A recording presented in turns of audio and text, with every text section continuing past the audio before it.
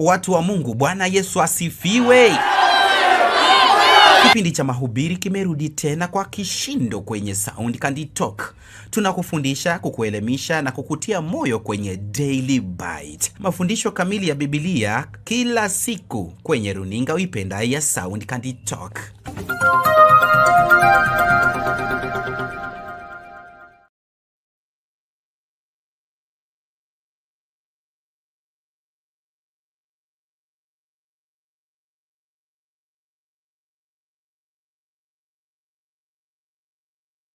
Good evening, ladies and gentlemen. Thank you so much for choosing to be part and parcel of our conversation on Sound Candy Talk. This is Bernard. There is darkness all over. It appears Opio and I and Tim have been have done that thing again. But come what may, we will be here. We will talk and do what we must do. So my face cannot be seen until further notice. I am in total darkness here, but let's have the show. Thank you for joining from wherever you are. Please, let's ensure that we invite as many as possible to be part of this great conversation. Well, there is a brewing war in Kenya right now by reason of encroachment. Human encroachment to the forest. We have a history of the same.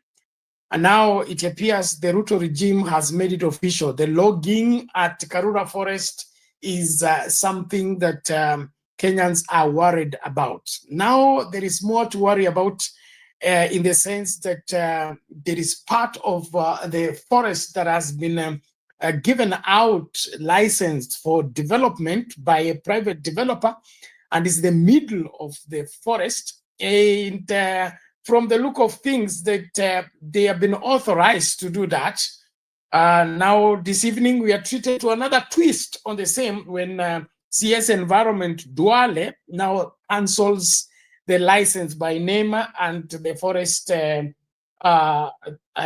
forest body that had licensed that particular company to do a resort center kind of in the middle of the forest, a hotel and a golf club section. Now, these are some of the things that really leave us wondering, did we ever elect a government? Do we have a government in place? And does this government in any way have any sense of responsibility towards this country? Because how can William Ruto be the icon of climate change and all manner of what is posing for on the global stage, and back home here is facilitating the deforestation and destruction of the environment? What is this that happens in the head of William Ruto? Does he think that everyone is foolish and only him knows what is best?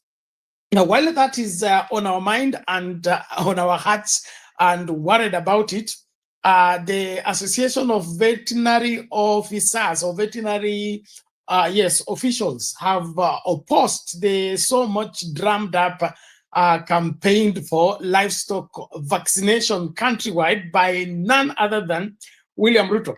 Now, I'm left to ask the question, who does William Ruto consult? If the Association of Veterinary Officers, the people who are in charge of the health of animals in the country, are opposed on the same thing that he's drumming up for, are we still pulling in the same direction? Are we still having a government in place? Do we have anything that we can count on in terms of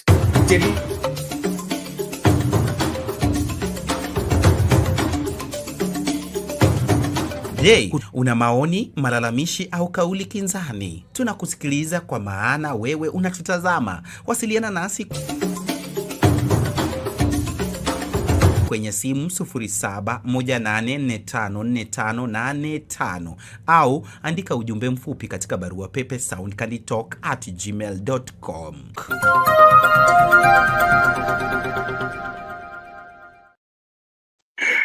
Welcome back, ladies and gentlemen. Sorry about that. Now I have a limited screen here, so accidents like those are going to be happening, but I beg you, be patient with us. We will pull through by God's grace. Well, 13 people viewing. Can we get numbers to grow, please? And those of you who have lights, tell us hapo kwa comment section. Nairobi kuna giza, sijui kwako kuna stima. Tuambie kama uko na light ama it is Kenya People Light Candle, KPLC, the way we used to say those days. Hii nji imebaki giza tupu, ama hii ndio njia moja ya kuita Adani arudi, ama mnasemaje? Karibu kila mmoja, naomba tumakinike kukaribishana, kulike video na kuendeleza. Tuko live kwa YouTube peke yake. Najaribu kuweka ile nyingine, lakini I have limited space here because I'm using the phone screener. And so please, let's bear together as we go. Then I'll be sharing the link on how to join those who wish to join into this great conversation. But let's go back to the main story, Duale suspending the license. And then, of course, the people concerned with the environment and forestry up in arms against the government because of the encroachment. And then the vet rejecting the vaccination program by Ruto is something to consider. And then on the health scheme, SHA, we pay more, we get less. Why are we paying more and getting less? Is this the purpose of the change from NHF to SHA to rob Kenyans of what is rightfully theirs?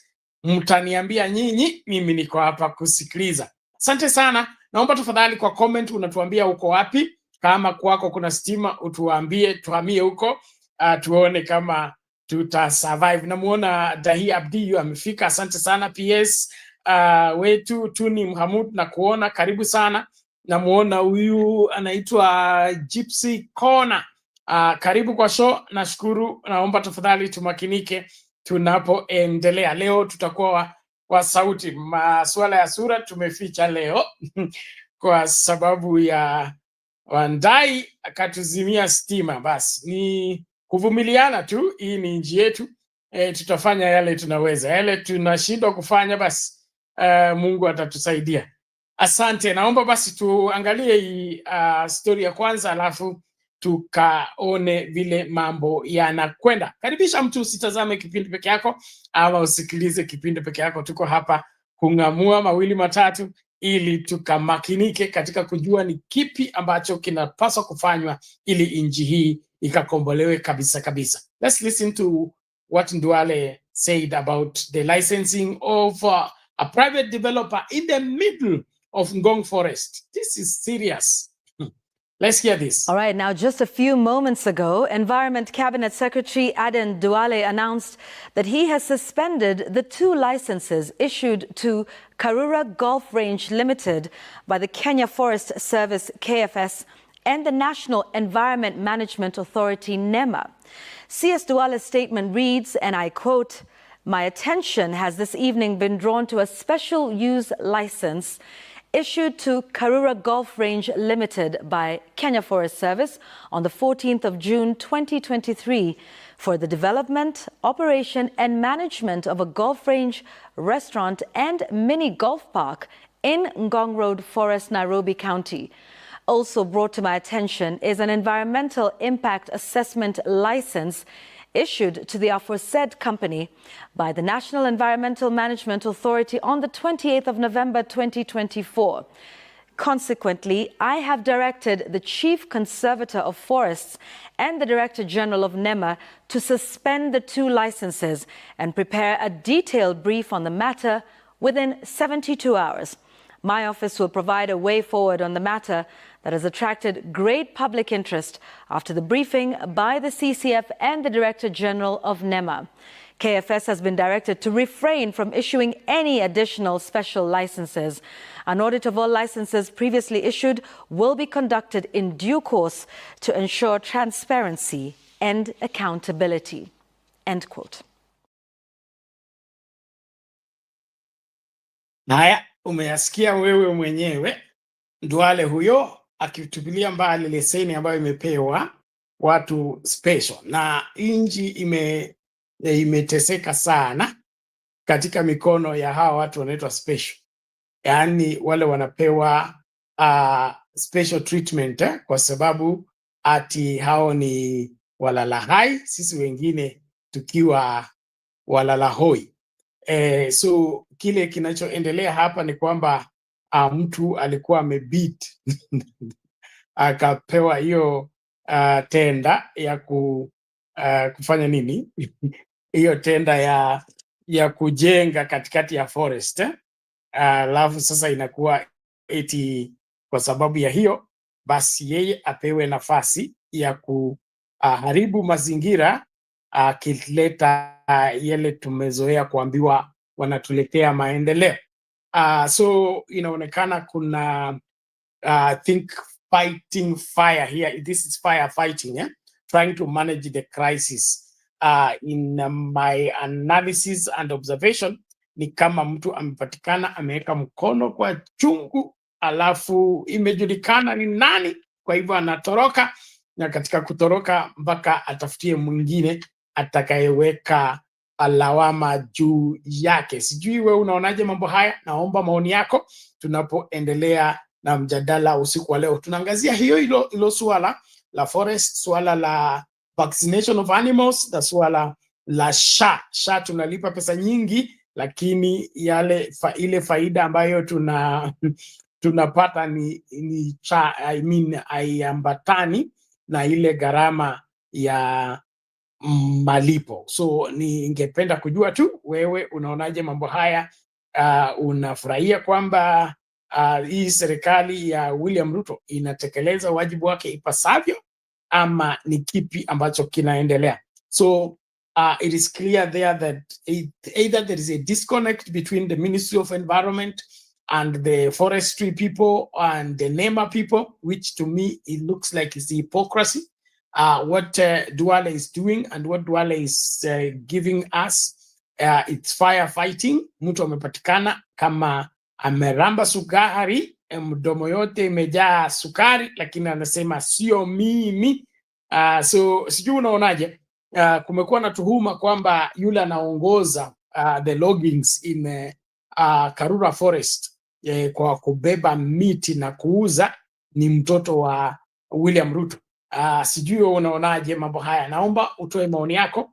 Hizo ni tuhuma tu, mambo ambayo tujadhibitisha, lakini kama hao ndio wakubwa na wale ndio wanaoendeleza masuala kama haya, basi ni aibu kubwa sana, kwa sababu this level of hypocrisy needs to be put at our back so that we can be able to forge a way forward that is understandable and clear.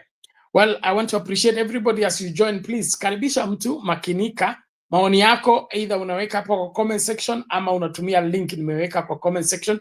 Unakuja studio unasema ya kwako. Tuni pia anasema tuko blackout. I'm using data. Exactly. Hata mimi niko kwa data. Tuko gizani. Bwana Mungu tu ndiye atatusaidia. Kwani wanafanya ile kitu. Inaonekana ile kitu imefika bila notice, ndio lazima iwe na nini. Ndio labda inapitishwa. Tunaomba wamalize haraka watu chia stima yetu, sisi tufanye kazi yetu. Nashukuru. Mware CK anasema hakuna ama social media sasa inajitetea. I don't know what that is. Well, let's keep going. Thank you. Link ya kutumia kuingia studio ndio hiyo. Kama unala kusema useme sasa. Naomba tutasukuma kiasi tu, kama itashindikana basi tutakata, lakini mambo ni kama hayo. Tuangazie hilo swala tena tunapo angalia story nyingine on the same aspect, so that we get some weighty backup on the same. Let's look extensively on the story as it is being painted here on encroachment on our forests. And remember that there was the issue of what is it called, the catchment area, where Raila went and he was now turned as an enemy of Rift Valley for trying to save the Mau forest. So our history with the forests are such that we have allowed human entry into the forest, and the consequences have been dire. Now, this one that we are allowing so-called private developers to develop in the middle of the forest, are we serious? Do we want the forest to be done away, that you hive away 52 acres of land to give to a private developer to build a resort center or a golf club? These things are, they don't make sense. So let's listen to this Kenyan, then thereafter get the whole gist of this story. Here we go. Moving on, a section of conservationists are questioning the continued logging in Karura Forest, Nairobi. A leading conservationist, Isaac Kalua Green, is asking the government to come clean and explain what is happening at Karura Forest. According to the government, the cutting of trees was part of a forest management plan meant to revive the forest and not to get land as claimed. We must bring out and we must deal with the policy gaps. We must be able to expose the hidden agenda. Kenya is suffering because of hidden agenda. You hear roads that are being created, or expansion of roads in a forest like Karura Forest. And people with their good minds can think of excising 51 acres. Tomorrow it will be 150 acres. Are we in lack of what we can call ideas and innovations, where you can create roads above the existing roads? You are talking of 51 acres. Upwards of that road, you have hundreds of acres that you can use without messing up a wild forest that makes Kenya to be most respected.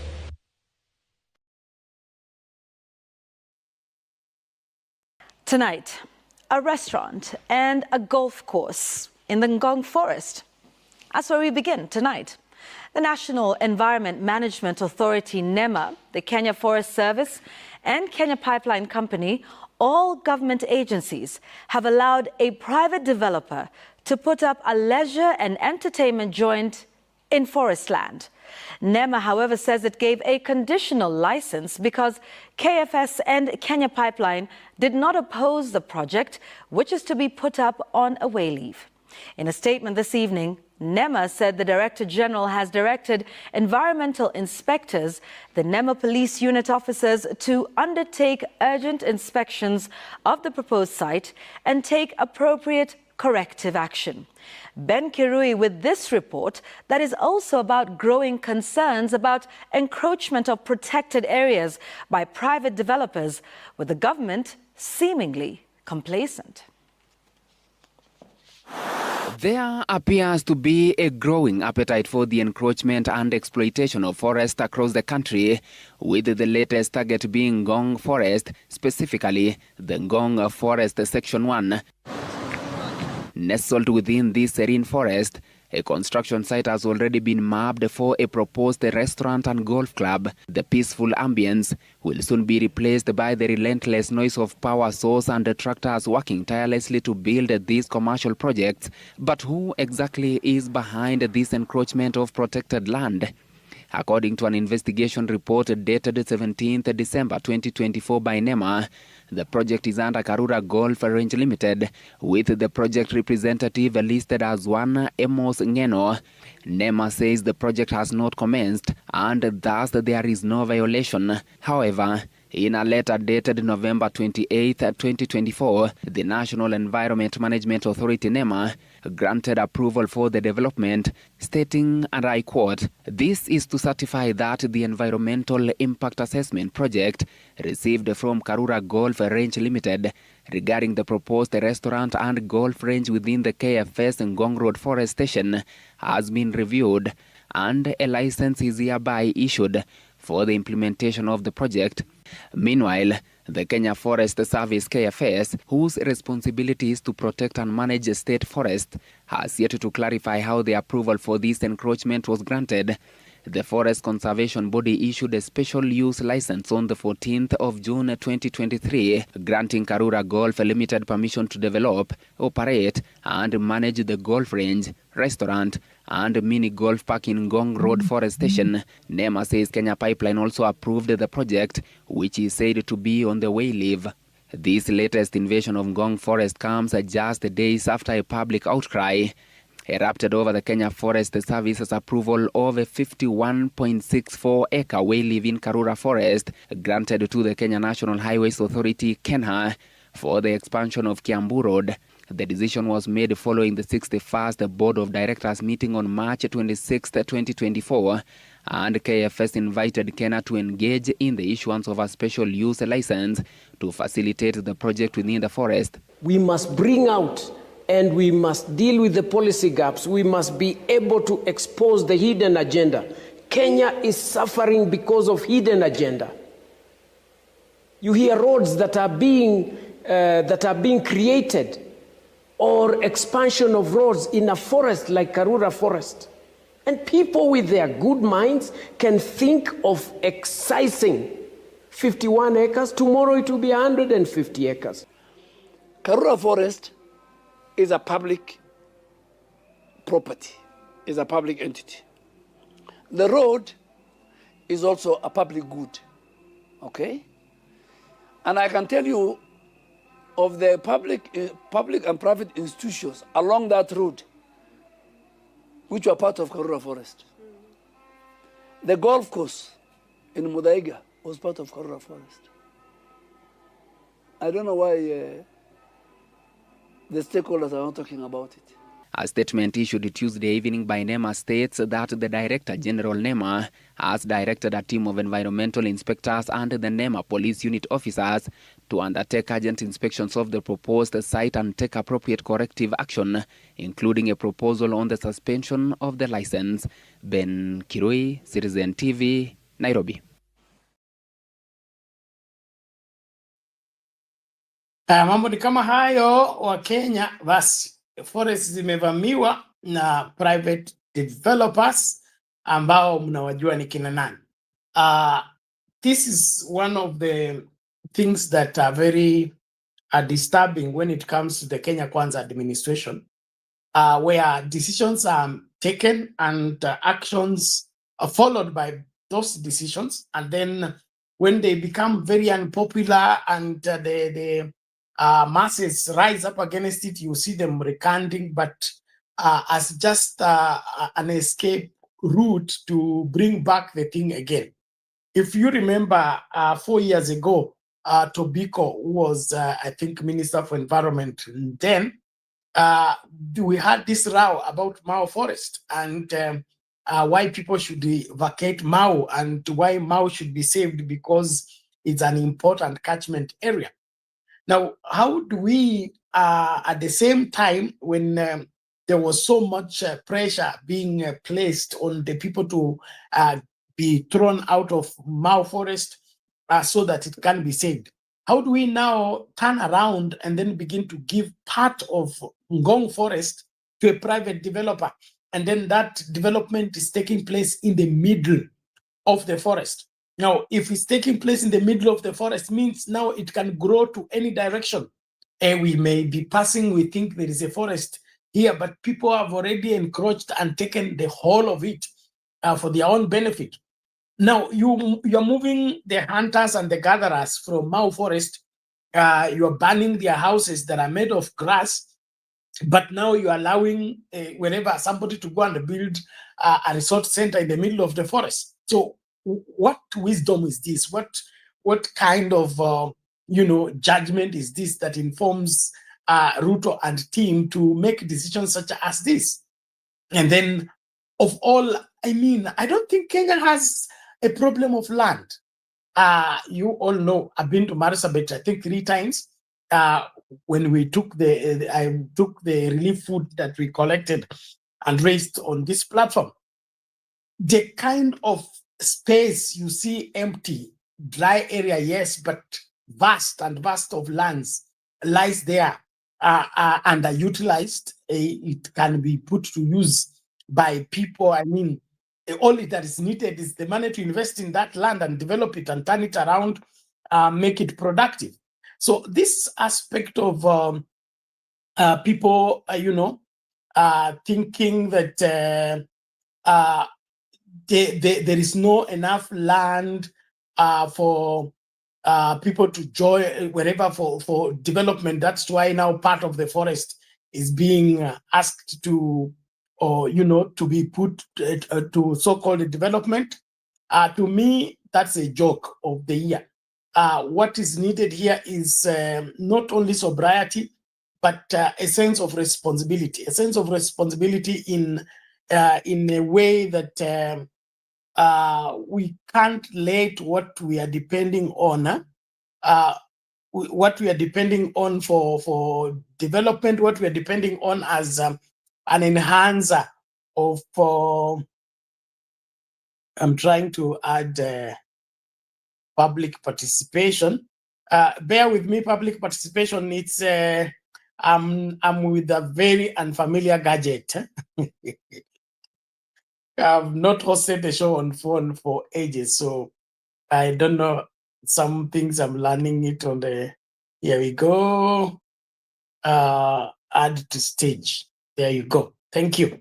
Now, it is irresponsible for any government to make those kind of moves of trying to, soothe or cut give special treatment to certain people in the country, or developers who just are coming to destroy. Because why would somebody want to have a golf club in the middle of a forest? Why can't they use any other place? Is it a mass that we should destroy one thing to bring in another? Has William Ruto introduced anything without destroying another? So, in my opinion, this is not the way governance is done, and this is not how we can secure the future. I invite your opinion from wherever you are. Thank you for joining. Please join, let more people join, and then, of course, let's have the conversation in such a way that we are in to let Kenyans know that hiki kinachoendelea ni ufisadi, wala sio development na wala sio kutafuta investor. Ni swala la watu kugrab land ambayo ni ya public na waiturn into private ownership, which in my opinion is too heartless, too inhuman, because why should you get everything and turn it into your personal property? Doesn't this country have people? Doesn't this country belong to all Kenyans? Why would a few people destroy what we have as our heritage simply because they have to have their way? Let's engage. Thank you very much. Public participation. Karibu, how are you today? I'm well, Bernard. How are you? I'm good. Giza tu. Kwenu kuna giza? Hapa sijacheck. Lakini mimi mwenyewe niko kwa sijui kama iko ni blackout iko. Iko blackout imeanza tu wakati naanza show. Nimeona hata kwetu hakuna. Hata kwetu hakuna. Hii blackouts unajua we cannot take them lightly with the kind of government we are having. Unaweza kuta blackout kesho asubuhi ukiamka unakuta kitu ilienda. Anytime when there's a unaweza kuta sahii walikuwa wamefanya blackout ndio wapeleke vitu airport huko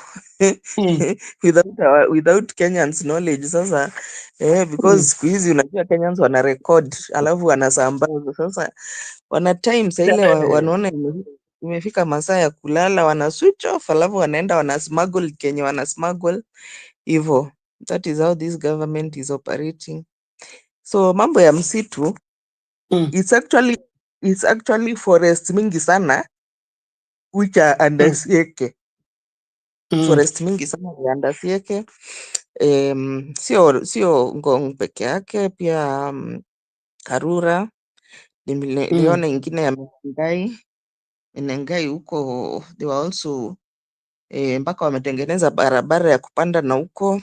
Alafu ingine sijui ya Limuru, nimekuwa nikiziona tu on social media mambo ya kukata miti kwa forest. Sasa this one of Ngong forest sasa it's the one which has come out clearly because maybe wameanza kufanya development already over there, but we all know that mtu alikuwa anaitangwa Arap Mashamba So hakuwa anaitwa Arap Mukamba for nothing. Is because he is one of his major talents is land grabbing. So jamaa sasa, this is a person who alichukua title deed ya Procession Way, akaenda kwa bank akaitumia kama collateral ndio apewe loan. Naona, so this is somebody, imagine Procession Way, barabara yenyewe si ati, imagine anaenda amechukua title deed ya barabara amepeleka kwa bank ati apewe loan, hiyo ndio security. Alafu sometime back sijui aliuzia hiyo Ngong Forest tu, by the way, alikuwa ameuzia some company, is it a parastatal even, alikuwa ameuza kitambo, hata sio sahi ama akiwa vice president. I think earlier than that alikuwa amefanya hiyo kitu. Alafu sasa those guys walipotaka kuanza kufanya nini development, ikastopiwa because that was a public land alikuwa ameuza. And there were many acres by the way, it was not a small piece of land, it was a big piece of land. Akauzia certain parastatal, so when they wanted to start developing ikawaletea shida, so they had to lose their money. So right now mambo ya logging is very much ongoing. I think we have seen the clips which are going around for particularly Karura forest. There's a lot of logging which is going on there. Anakata miti, alitoa logging ban, so we don't know sasa after kukata miti akona nia gani. Maybe anataka kujenga nini resort pia hapo kwa Karura. But I think as Kenyans you can see the kind of trouble we are in, and I hope sisi wote tuna learn the seriousness with which we should handle the highest office in the land. We cannot afford a situation whereby we put somebody who is, yani tunaweka tu anybody in that seat. I hope and I believe that all of us are waking up, kuanzia sisi the citizens to the judiciary, the ABC, whatever. Kila mtu mwenye ako concerned na hiyo mambo ya kuweka mtu in the office. We would like for us to learn so that tukisema that we are even vetting people who should be able, who want to run for the presidency, we should be in a position whereby if somebody has a very negative past, unajua kama job ya kawaida unaitishangwa certificate of good conduct, you should not be having some criminal some court cases and all that.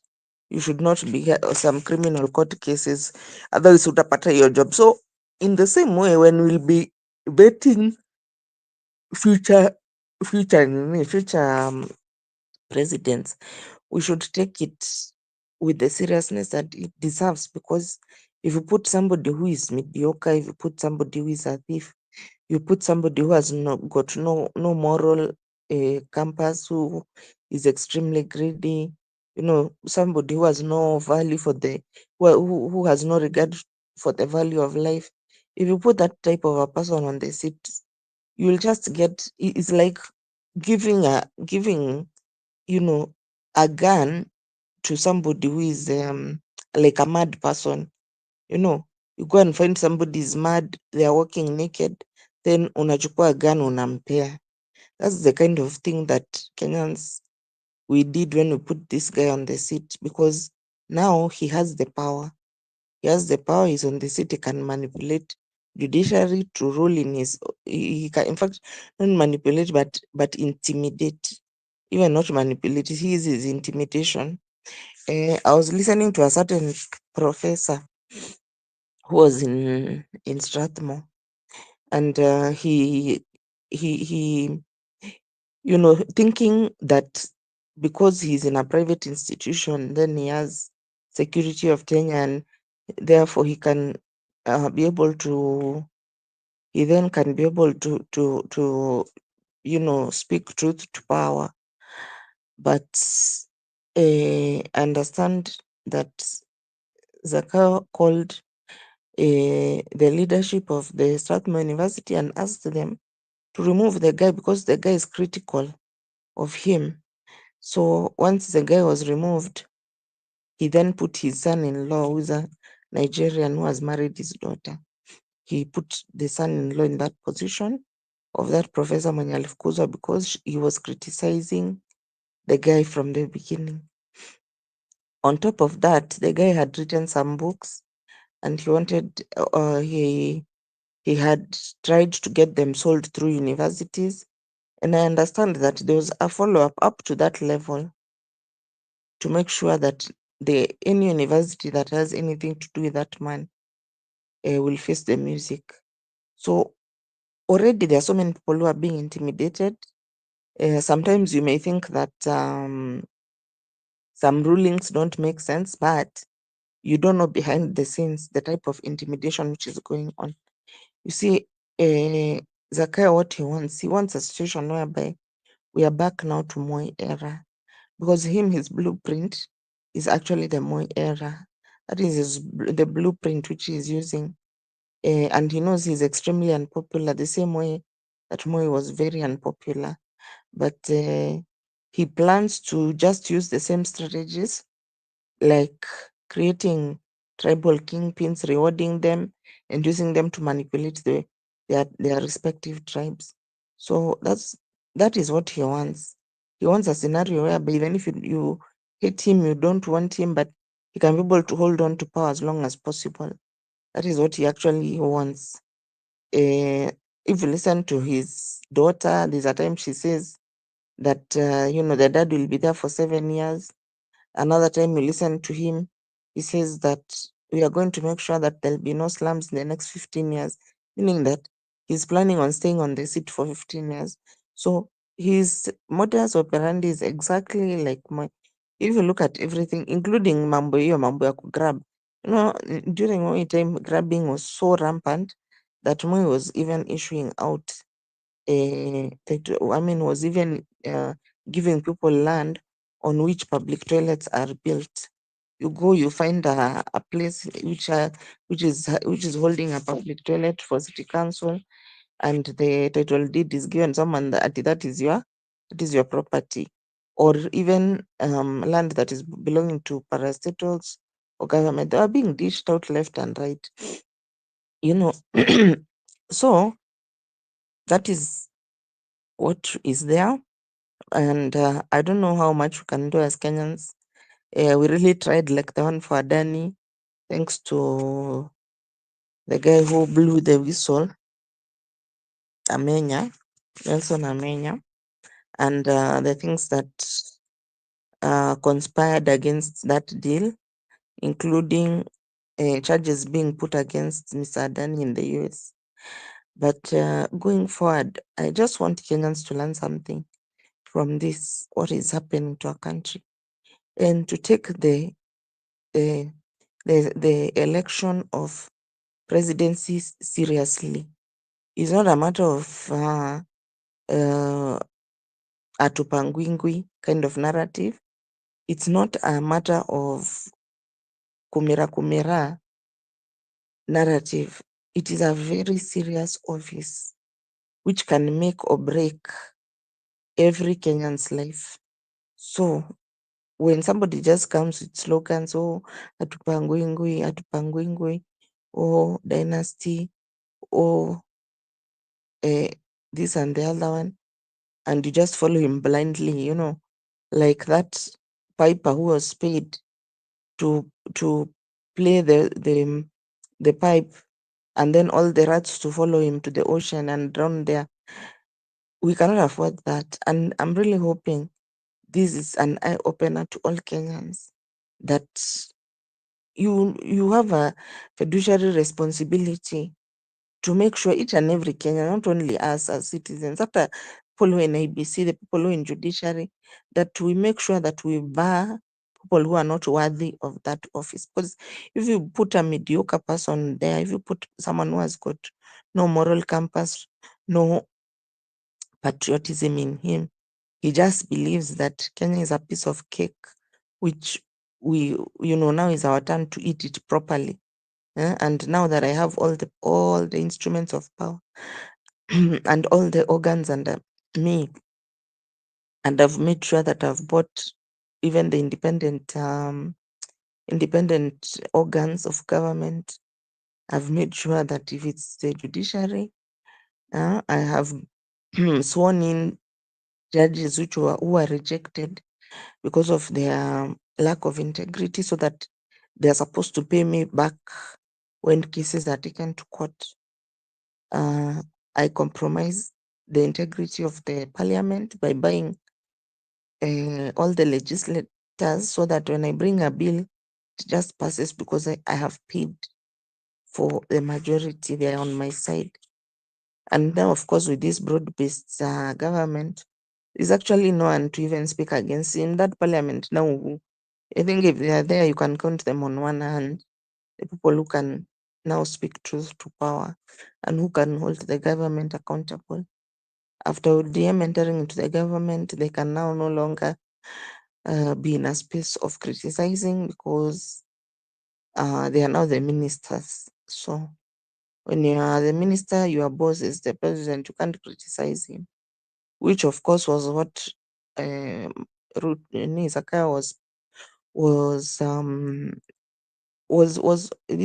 that is exactly the situation he wanted, so that now he has nobody to oppose him, and he gets very angry and insults Kenyans, calling them stupid, saying they are possessed by evil spirits and all those derogatory terms, because the Kenyans as citizens, they have decided to mobilize themselves to stand up against a draconian regime. They have really mobilized themselves. So they are trying in whichever way they can to stop this guy from destroying the country. They are going to the courts with cases. They are doing activism on social media, making sure that any issue that we are having, it's trending, thus making the international community aware of what is going on in the country. So those are the kind of things that citizens are doing, because now they are on their own, or rather we are on our own. So we are single-handedly fighting somebody who has a lot of power, but he's not omnipotent, because with the activism that has been going on, even online, and the filing of cases to be able to put injunctions and all that, it's ruffling his feathers. It's ruffling his feathers. He knows that the people are not completely helpless. He may have the instruments of power, but the people also have some power, some measure of power, which they're exercising to the best of their ability. And that's why he's getting frustrated, because what he wants a compliant population.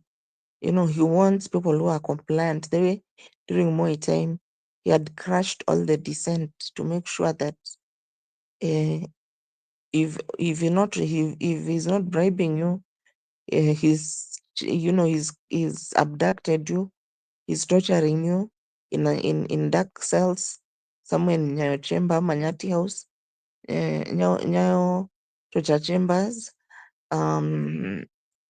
He's abducting you, he's intimidating you in one way or the other, he's driving you out of the country by sending you into exile, or he just gets rid of you altogether. So we are just we are in a bad situation. Let me just say that. In a bad situation. Our situation is not good at all. But I'm having faith that, because one day he'll have to leave the office, one way or the other, he'll have to leave the office. But I really hope that Wakenya tumejichuna masikio. We have seen the seriousness of that office. We have seen the seriousness of that office. I hear you, public participation. Just a quick question. Is it that William Ruto doesn't care, or he's just out to destroy the country? Because if for everything he touches turns out negative, and he's constantly adamant in pursuing that particular line. We are looking at this widely, like the healthcare crisis, the education crisis. All of them are emerging from his are not thought through decisions. And now this one for land resurfacing, any space available is being grabbed, and he's protecting the grabbers or working with the grabbers. Is it that he has no sense of responsibility, or he doesn't care, or he's ignorant that what he's doing is distraction, in your opinion? Thank you, Bernard. Okay, let me tell you something about Ruto, which most people don't seem to understand. Ruto did not go into office to offer leadership. He did not go into office to develop Kenya. He did not go into office because he's so patriotic, because he loves this country so much. He loves the people of Kenya. He wants to serve them. He wants to take Kenya to the next level. That's not drove him. That was not his impetus for going into office. If that was if at any point that was his drive, we could have seen it when he became a minister of agriculture, when he became a minister of higher education, when he became a deputy president. We could have seen that patriotism or that drive towards development of Kenya and the betterment of Kenyans. But he has been consistent throughout his tenure in different dockets, and even as a KANU youth winger, he has been very consistent. Him, all what his agenda is siphoning and stealing from Kenyans. That's all. There is nothing else on his mind. I don't know why people normally get confused about this guy. This guy has no intention of helping anybody. The only these so-called pillars of better the model. These pillars were just things that he came up with to be able to siphon, you see. So it's the way you can have a cow. You can milk the cow with your hands. You can milk the cow with a milking machine, like that. So to Ruto, plus all his people who are in the government, all these people, because now we are at a level whereby everyone who is working under Ruto knows that we are not here to develop the country, we are here to grab. So even them in their respective dockets, they are looking how they can also be able to siphon, how they can be able to milk that cow. No. So all these things that you're seeing, affordable housing, and all these things that people are being taxed for, all those things, it's a way of just looting. That is all it is. It's not really about development of the country, or he wants to make healthcare better than what it was. All these are just conduits for him.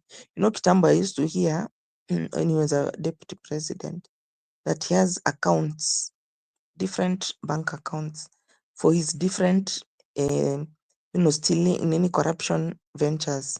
So, like, for example, there's a time he was hiring vehicles to the police. He had an account for that. He was doing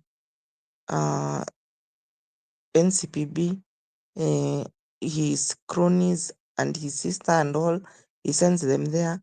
They either don't bring the maize or they bring spoiled maize, and they're paid immediately, and the farmers are left. Fertilizer, bringing fertilizer which is expired, or you mix it with other things.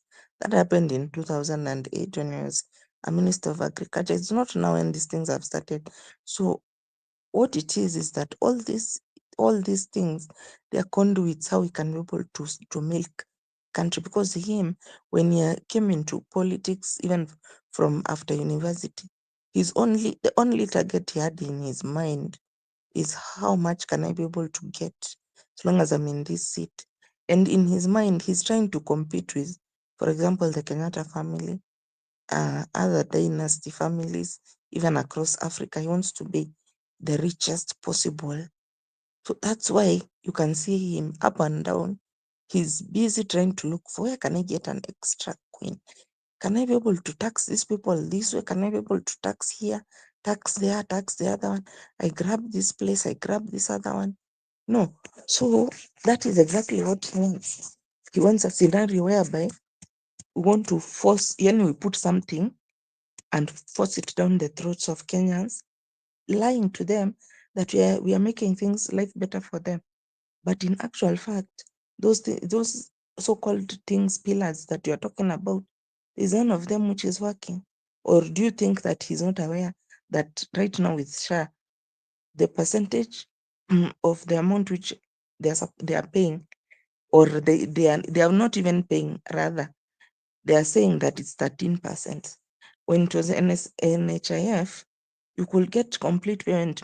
I know somebody who had cancer and she even underwent a mastectomy, removal of the breast, chemo, all those things, radiology. She told me from the beginning to the end, NHIF paid for her everything. Now, right now, go and ask in a hospital what SHA is covering. SHA is covering 13% of the. So where is the rest of the money going? Because when NHIF was there, we were not even paying the amount of taxes that we are paying now. Now we are paying a lot more. But why is it then that NHIF was working very well? Any money which was in NHIF, which was pending to be paid to the institutions, to the medical facilities, has not been paid. So at this point, in fact, hospitals now have gotten to a point where they want you to pay cash. If you go there with SHA, first of all, they want you to pay cash because they have not been paid from NHIF, what NHIF owes them, and yet the account is the same one.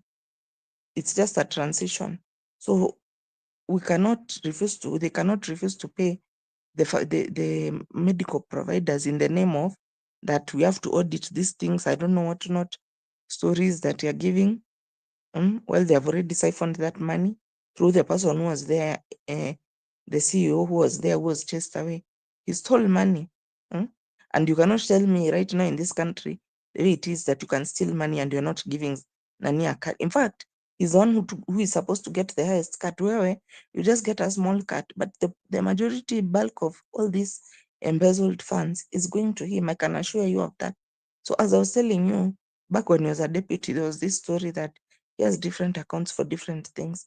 So pesa ya parastatal fulani inaingia kwa hii account. Yeah. So you can imagine now he has the whole country under his grasp. That's why you can see he's insisting that the people who have not gone on eCitizen, they need to go. I even saw there was an injunction. Some of those CEOs, they don't want to put the money in the eCitizen pay bill because this money is going and it's being used for other things. So that's the kind of scenario we have, Bernard. We don't have somebody who is thinking anything about Kenya.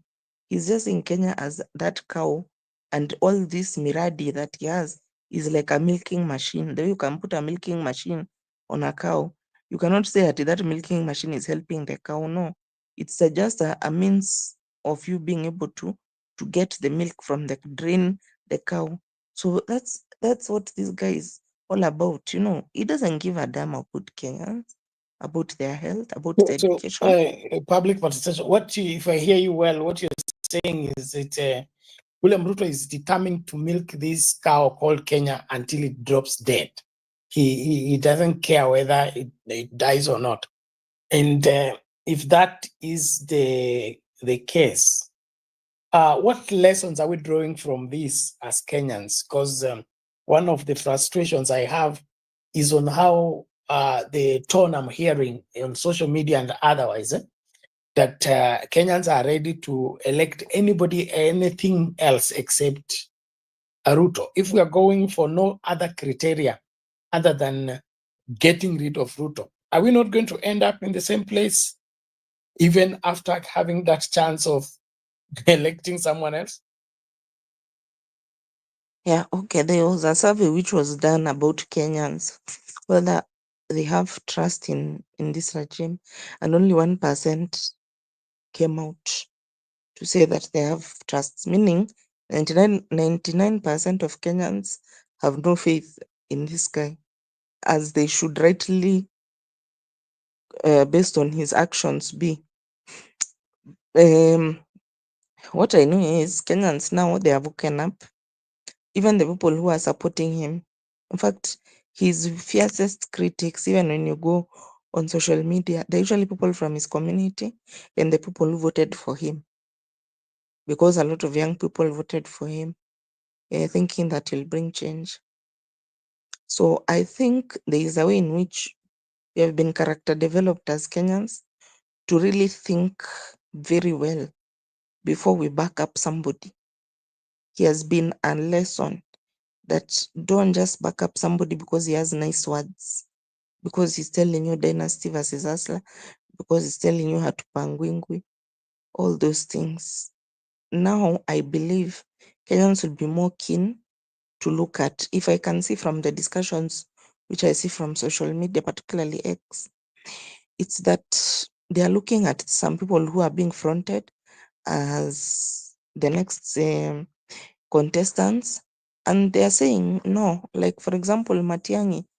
Matiang'i was fronted, and people, the youth said, no, this guy, he has a bad record. We cannot be able to stand by him.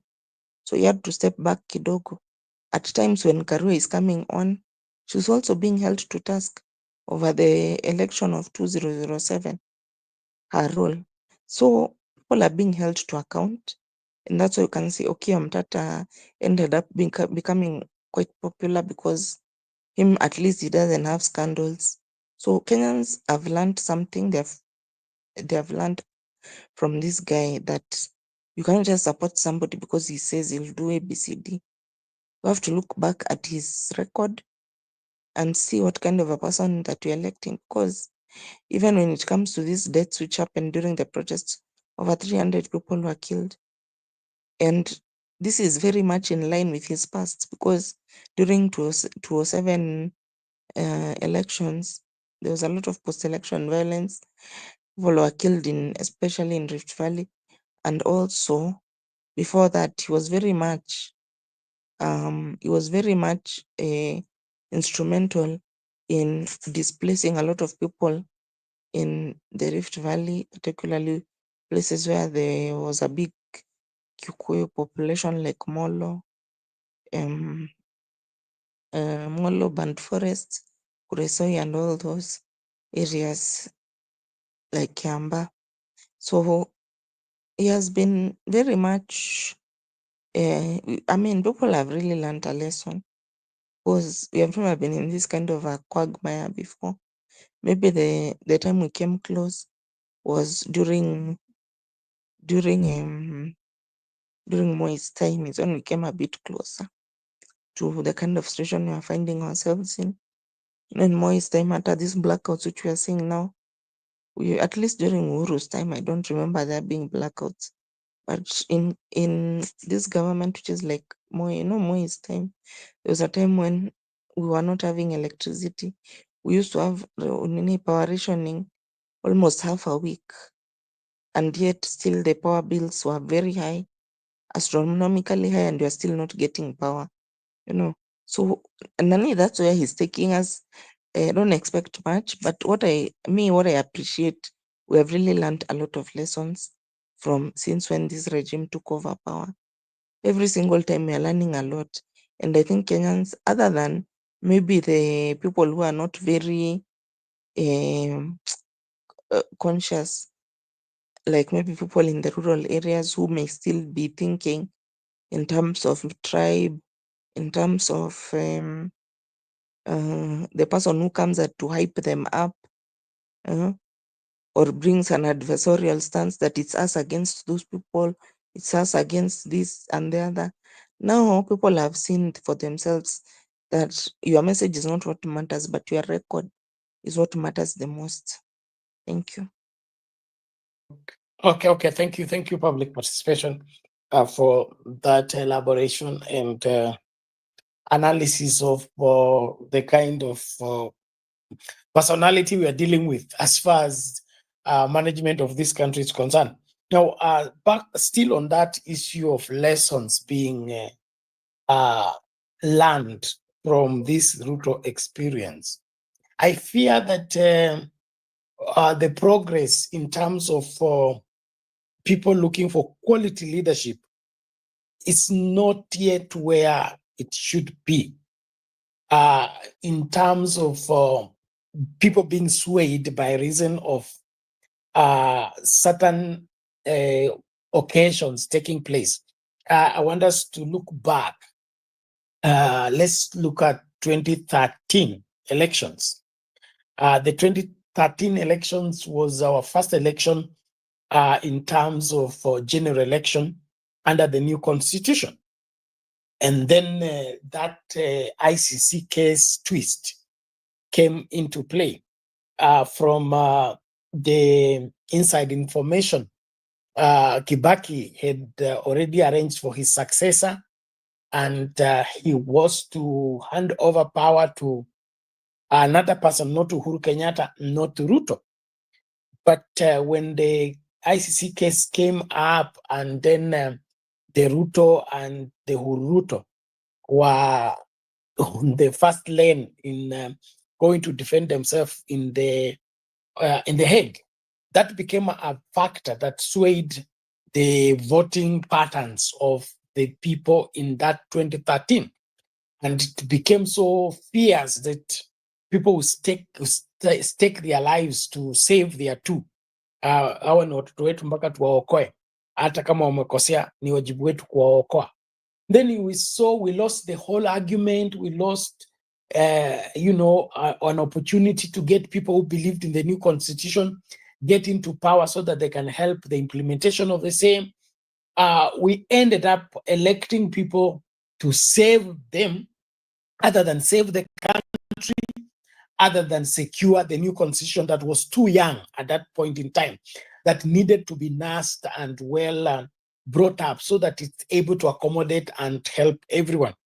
Are you not seeing a scenario that history may just repeat itself with these coming elections, that something will come up and Kenyans will fall for it with their emotions and forget these lessons that you're talking about?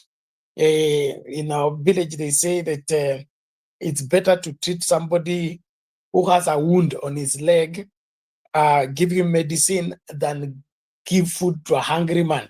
He say as soon as he finish eating, he will insult you. But the person who you have cured the wound, there will always be a mark there. And when he sees the mark, he will remember where he got the medicine for. Are we not setting ourselves up for another disappointment from Kenyans who refuse to give reason to their decisions on who they elect in office other than Mtuwetu? What's your thought on that?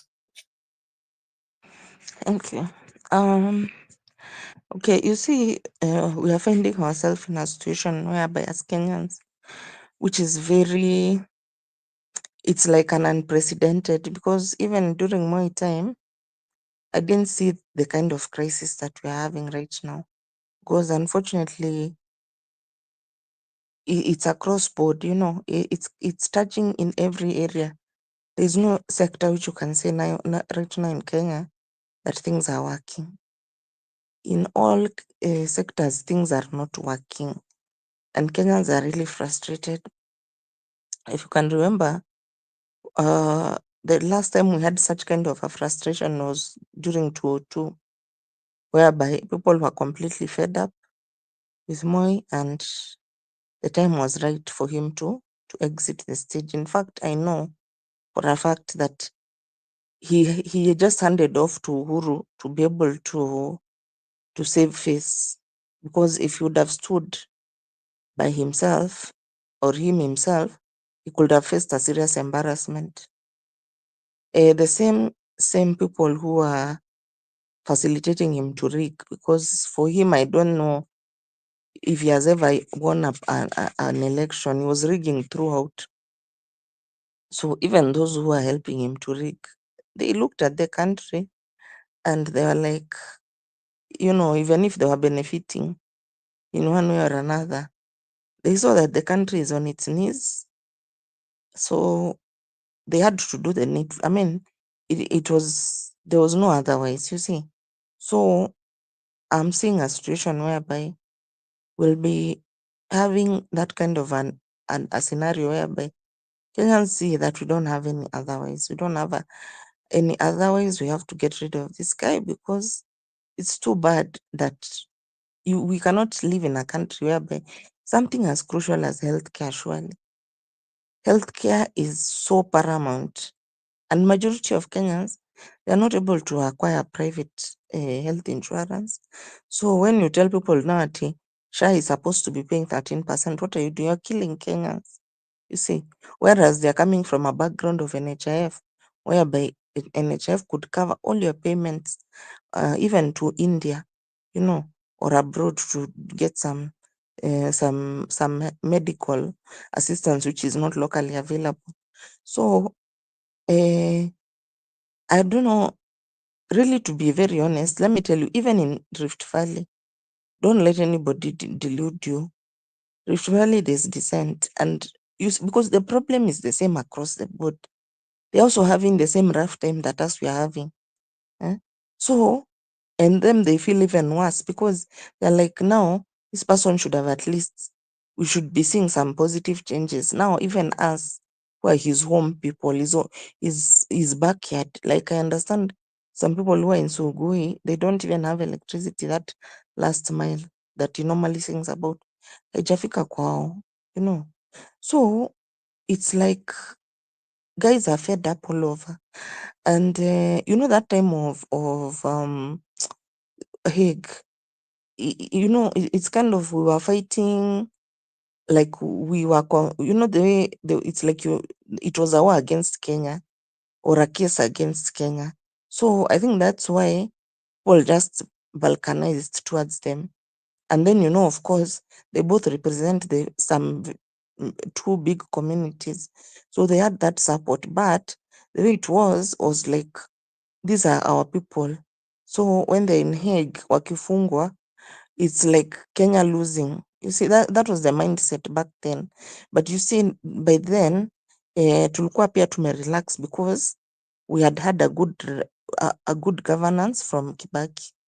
So I think we're in our comfort zone. So we are not taking it to be a big deal. But now everybody is crying. Everybody. There is nobody who is comfortable with this government.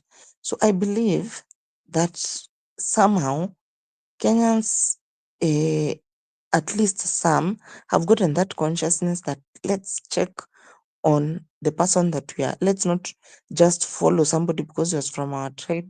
Let's not follow because he's against somebody. But can we check on his background? Because that's what I've been seeing, the youths.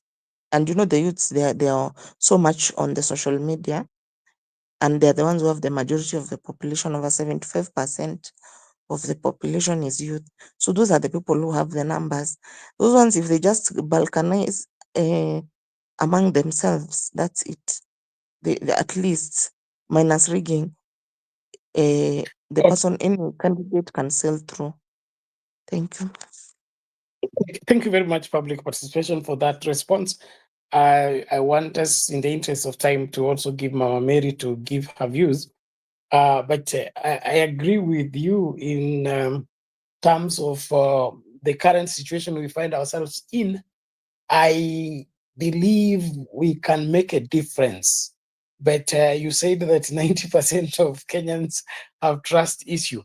I fear that we may just be disappointed when we bank on this aspect that Kenyans have learned their lesson. Wanasema once beaten, twice shy. When we remove these factors of rigging and taking advantage of anyone, have we reached that place where we are so sick and tired of what we have that we are willing to, go get this country fixed? Because what we are being treated to is so low and so backward that our own dignity is thrown through the window. Are we there, or we still need to wait for more? Looking at the country, giving it a bird's view, do we have enough of convinced Kenyans that will be able to build this country and get it fixed?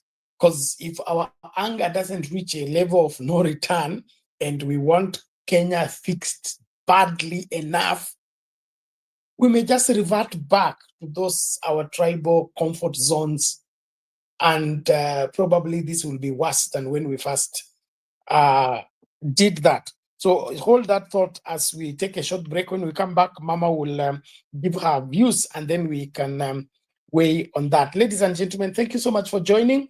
Apologies, we have blackout in where I live. So we no cameras, no nothing. I'm on phone, and that's why I'm finding it very difficult to navigate. But I am happy my battery is still on. So we'll do some more minutes as we discuss. And if you have any matter, bring it up either in the comment section or inbox.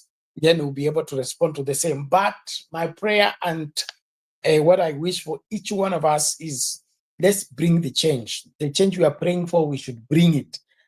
How do we bring it? Lay the ground for the same by ensuring that people are fully informed and fully equipped, so that when we go to make a decision, the decision is going to be out of information and not just emotional, confirmation. Thank you very much. Let's hear this Shamanenos, then Mama can pick from there. Tariff benefits versus member contributions under the new Social Health Authority continue to spark debate among stakeholders, with concerns that rebates for primary healthcare services are too low, forcing 9 out of 10 Kenyans seeking medical services to pay out of pocket for healthcare. And as Mary Mwoki reports, stakeholders have questioned the scheme's effectiveness in delivering quality healthcare, even as questions abound about the reduced benefits package at odds with the increased member contributions. Disquiet and discontent continue to simmer among stakeholders over the benefits under the new Social Health Authority, a key concern being the decreased benefits under the new scheme, which are viewed as not commensurate with the premiums contributed. Stakeholders have faulted the government for rolling out SHA without adequate budgetary appropriation. So primary care is one of the main reasons why there is general dissatisfaction. We have noticed the unpopularity of SHA. It's because outpatient services are not working, are incurring out-of-pocket expenditures. We don't know whether it's a technology issue because you can't claim in the portal, or maybe it is deliberate because the funds are not available. Each household is allocated 900 shillings per year, with critical care at level 4 to 6 facilities capped between 3,360 and 4,480, with a limit of 180 days, after which the households will be forced to top up any amount that exceeds the above cover limits. In the private sector, group covers allow up to 1 million shillings for inpatient, a development that is sparking outrage among stakeholders who accuse the government of misleading Kenyans regarding the benefits package of the scheme. You have daily bed rebate of 3,360. In fact, that money is not even enough to cover specialist consultation, for instance. Were we a little bit hoodwinked if we promised Kenyans that there will be 3 baskets: primary health care, funded by Parliament; emergency, chronic and critical illness, funded by Parliament, parliamentary appropriation? Then Kenyans were more comfortable to increase contributions under the SHIF fund, knowing very well that primary health care and chronic illnesses will be covered. What has happened is that we are pushing up the contributions by Kenyans under SHIF fund, but we are not pushing up the contributions through Parliament under primary care and chronic illnesses. The Kenya Kwanza administration promised universal health coverage for Kenyans and pledged to eliminate all out-of-pocket payments for health seekers. The Primary Health Care Fund, the Critical Care Fund, and the Emergency Critical Care Fund, which were meant to kick in automatically to cushion members who exhausted the Primary Care Fund.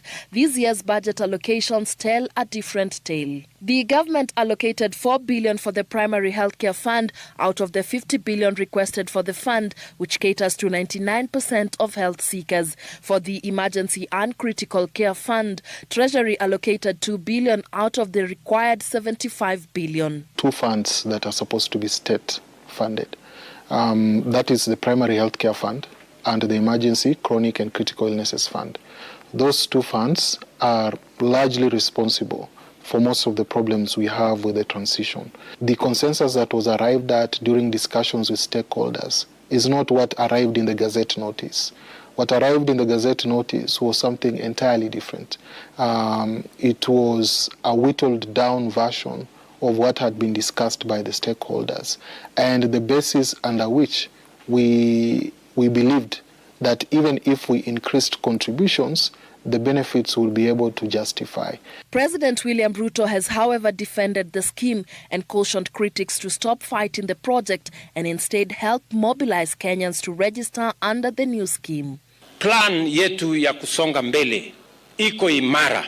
Musikuwe na wasiwasi. Hawa watu wa uongo, hawa watu wa porojo, hawa watu wa kuendesha propaganda na fake news, tutawaaibisha. Mary Mwoki, Citizen TV.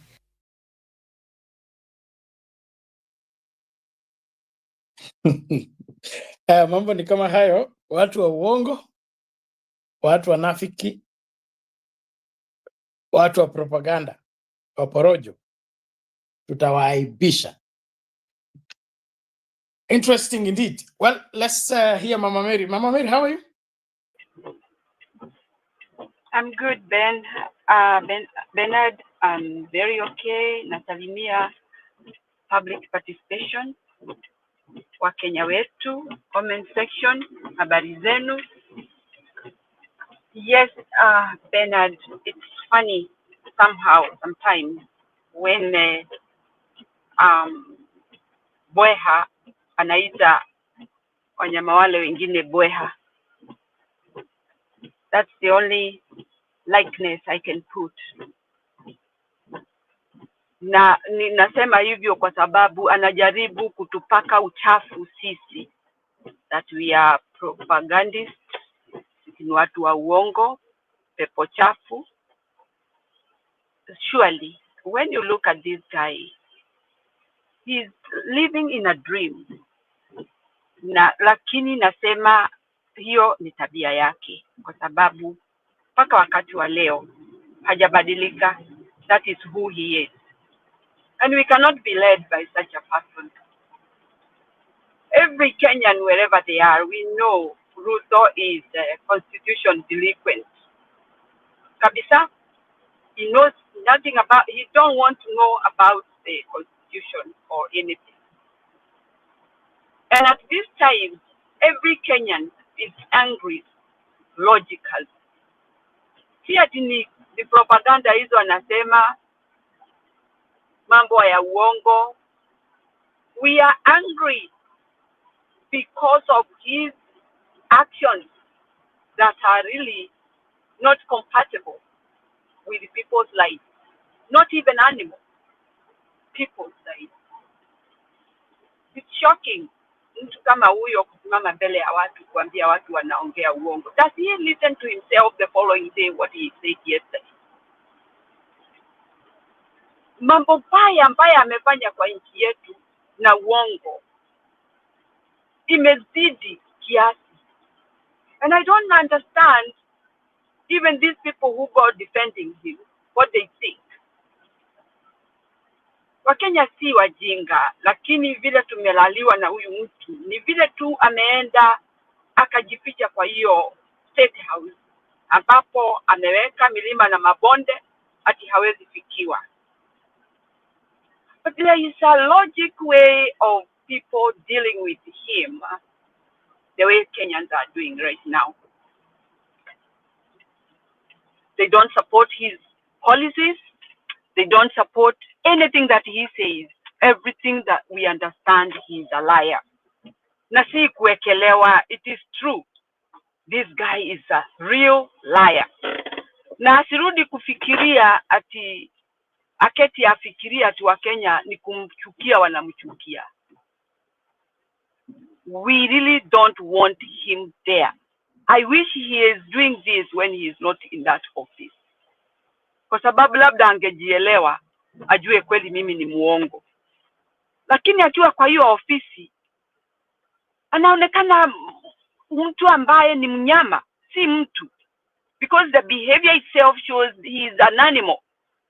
Can you imagine this guy told us about vaccination ya ng'ombe na wanyama wetu? Kwa sababu wanatoa hewa. Now he comes again because that one has beaten up by Kenyans. People have refused. Now he comes again and say that wanyama wanadungwa shindano kwa sababu ya magonjwa. Which disease have we witnessed in our country with these animals? And we have said many times here that wanyama wakipata huo ugonjwa, everybody knows that we have got foot and mouth disease ya wanyama. They are always hampered. They are kept in a location. Wanakuwa isolated. Paka hiyo ugonjwa iishi. Na inarudi inaisha, watu wanaendelea na maisha yao. These animals, I have been saying, we have lived with these animals for the longest. Lakini sahi ndio na tena swali yangu moja kubwa. Kwani veterinary Kenya wameisha? And with the history of the guy that this Jambazi is supporting to do the vaccination to our animals, who would dare even get close to that guy? Why is he so interested? Akisikia Wakenya wamekataa, pack your things and go. Wacha wakufe kwa sababu ya hiyo ugonjwa itatoka kwa hao wanyama. Wacha sisi tukufe kwa ugonjwa wa wanyama wetu. If that is what they are preventing. They shouldn't even talk about global warming or ecosystem, whatever. But that is the best ecosystem we can produce in our country. Wale wanyama wako huko msituni na ndio wengi. So wataendelea kutoa hiyo hewa kama ndio ni hewa. Ugonjwa wa wanyama wetu tumekaa nazo na tumeelewa na tumejua how we can control it, and we have managed na tuka succeed. I don't see the reason why we should have an expert from outside who has got a very bad reputation of what he does. Even from where he comes from, people don't like him because he has some things that he does to human beings, and they don't appreciate that. They don't like it. Kwa hivyo sasa ameona huko ndio anaweza ingia, kwa sababu huyu Jambazi amempea laini aingie asambaze mambo yake. Let me say this to Kenyans. Once wanyama wetu wakiwa wagonjwa, ambapo tutarudi tuingie tukule hizo nyama, tukunywe hiyo maziwa, hiyo ni kumaanisha ni kama kufiekwa, mnafiekwa kwa nchi yenu pamoja na wanyama wenu. And I wonder when Jambazi is saying ati nyama zile tunapeleka sijui skin ambazo tunauza. We have been selling hides, cattle hides. We have been sending them out, selling. There has no any complaint there before. Ati sasa ndio kuna complaint. Labda basi wameleta huo ugonjwa, wanyama wamepata ugonjwa huo wanataka kutibu. Otherwise our animals are okay. Nafikiri kama wanyama wangekuwa wanaongea wangesema go back where you come from, we are fine. Lakini ni huzuni sana kuona ati huyu mtu amepewa jukwaa ya kuweza kutueleza maneno ya uongo, maneno machafu, maneno ya kutumaliza. And he does not remember that we saw him on a platform or somewhere where he was giving information of the population. We are not fools. We understand what these people does. Mimi hujanilea, hujanipea na hakuna kitu ninakuomba. Sitaki unilishie watoto wangu, sitaki unilishe mimi. I can work for myself and feed myself. But you cannot come to say the population as if you are the sufferer. Wachana na sisi, tukimaliza chakula tutakula nyasi ama majani ya msituni. People have survived. But when we are brought this kind of narrative, ati watu wana propaganda, maongo, all these things, so that and drain our minds so that we can believe what he is telling us. And it's a bad thing. Evil. I call it evil. You cannot kill people who you did not create. You did not create those people. You want to kill them, what are you going to benefit?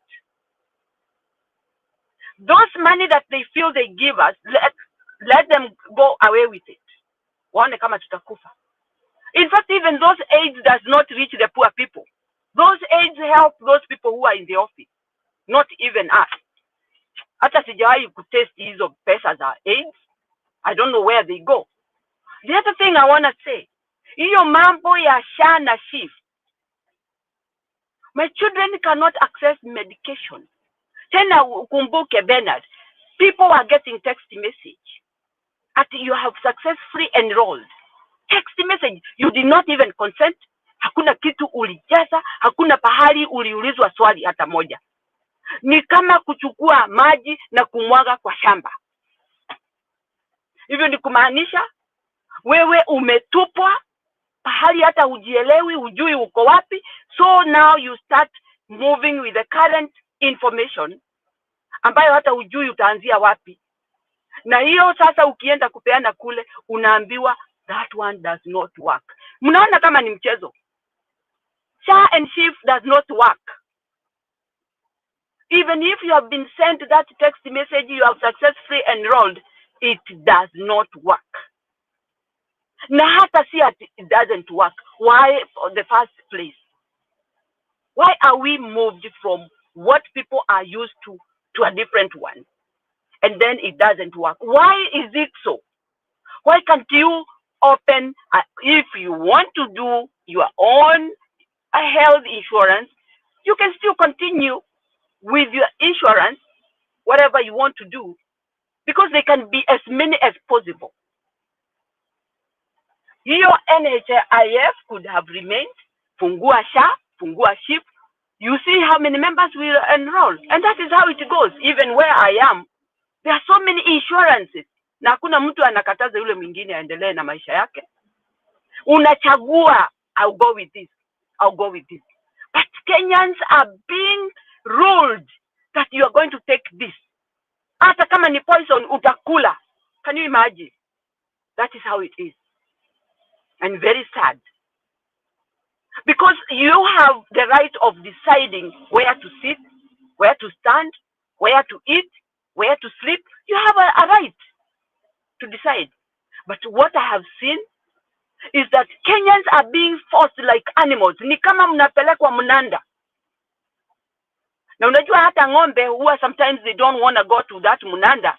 Unaonaga vile zimejengewa hako kanjia ya kupita. Kwa sababu people know that hii ng'ombe inaweza kataa kwenda mnanda, na isipofuata hako kanjia kajengwe strong na mawe, watatoroka, hawataenda kwa hiyo mnanda. Now sisi wa Kenya ndivyo sasa tumefanywa. We are being shown that this is the way to follow. Hata kama utakufa utafuata hii. Hata kama utaumia utafuata hii. It's very sad. Na hakuna tunaambiwa you have a right. You have right to do whatever you want. We don't have rights, Kenyans. We are being forced to things that we don't like by this jambazi. Na hakuna maisha mbaya kama hiyo. Once this guy, let me go back to my point. Once this guy succeed, and I'm praying that he's not going to succeed. I am praying that Kenyans are not going to allow this. Hawa wanyama wetu wasidungwe shindano na mtu yeyote. The moment we accept that thing, remember, Hao wanyama ni kama sisi, kwa sababu tunawategemea kwa nyama, tunawategemea kwa maziwa. Whatever they are going to consume, that is what we are going to consume. Sasa ndio watapata njia ya kuwa pharmacies, madawa ihamie Kenya. That is their praise, that is their happiness. Na nilimwangalia huyu mtu nikaona ni mtu mzee ambaye anatakiwa kuwa na wisdom ya utu. Awe ame-experience maisha ya kujua a human being, how a human being should live. Mtu mzee ambaye angekuwa anafikiria mambo ya kusaidia, si ya kuua. Because I don't know where he is heading. How long is he going to live in this country? The population, unapunguza watu, wewe uwe nani? Ndio sasa wakipungua uwe unafanya nini? Utaenda kukaa hizo manyumba zao? Utaenda kuangalia hao watoto ambao wataachwa yatima? I don't understand. People are bothered with things that are not even their way of life. Hii situation yote anajaribu kutengeneza ni duni kitu.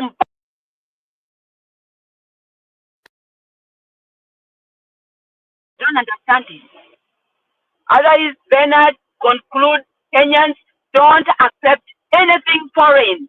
Let's deal with our natural way of life. Asante sana, Bernard. Okay, asante Mami. That's a good one and very well covered. Thank you so much. Ladies and gentlemen, as you continue to engage, please make sure you invite somebody who will push until we can go further where possible. But I think Kenyans, we need to do a lot of lessons. And like public participation said, no joking around with public offices, especially national public offices. It's clear that an incompetent leader is a burden to the country. And it's really sad that after 60 years of independence, this is the kind of product we have for a president. It's unforgivable. Like we have refused to toe the line in ensuring that we don't hand our country to hands that we have not tested and we are confident of the same. So it's a deep, sad lesson that no Kenyan should take lightly. And going forward, nobody should joke around with who makes it to the ballot, not only who makes it to wherever, to the presidents. If we can control it from being on the ballot, I think we have more hope in ensuring that we'll weed out everything that is unacceptable. But all in all, thank you so much as we continue to engage. Let me just have this video and then public participation can come in and weigh on the same matter. Let's see what the veterinary officers have said. And still on that debate, the Kenya Veterinary Association is asking the government to suspend its planned livestock vaccination program set to begin next year, citing opposition from Kenyans. The association claims it was not consulted and is demanding transparency on the diseases being targeted, the rationale behind the vaccination, and the identity of the program's sponsors. Additionally, veterinary doctors are calling on the government to avoid using harsh rhetoric to force public acceptance of the vaccination. Willie Lusige reports. Vocal opposition to the government's plan to vaccinate livestock starting January next year. The Kenya Veterinary Association has openly criticized the program, arguing that they were not consulted during its development. We have not had any stakeholder engagement from conception of this program that you can term as adequate. So even as a Kenya Veterinary Association, we have only been, our opinion has only been sought after the program has received controversy from the public. So we were not involved in the conception of the idea. We haven't been involved along the way. The association, through the chairperson, Dr. Kelvin Osore, insists that several critical questions remain unanswered. Kenyans deserve to know which disease the vaccination targets, how long the program will run, and who is funding it. So the program has a lot of misinformation. We've tried to get a lot of information from the government to clear the air. But even as a Kenya Veterinary Association, we are not so clear on the way forward.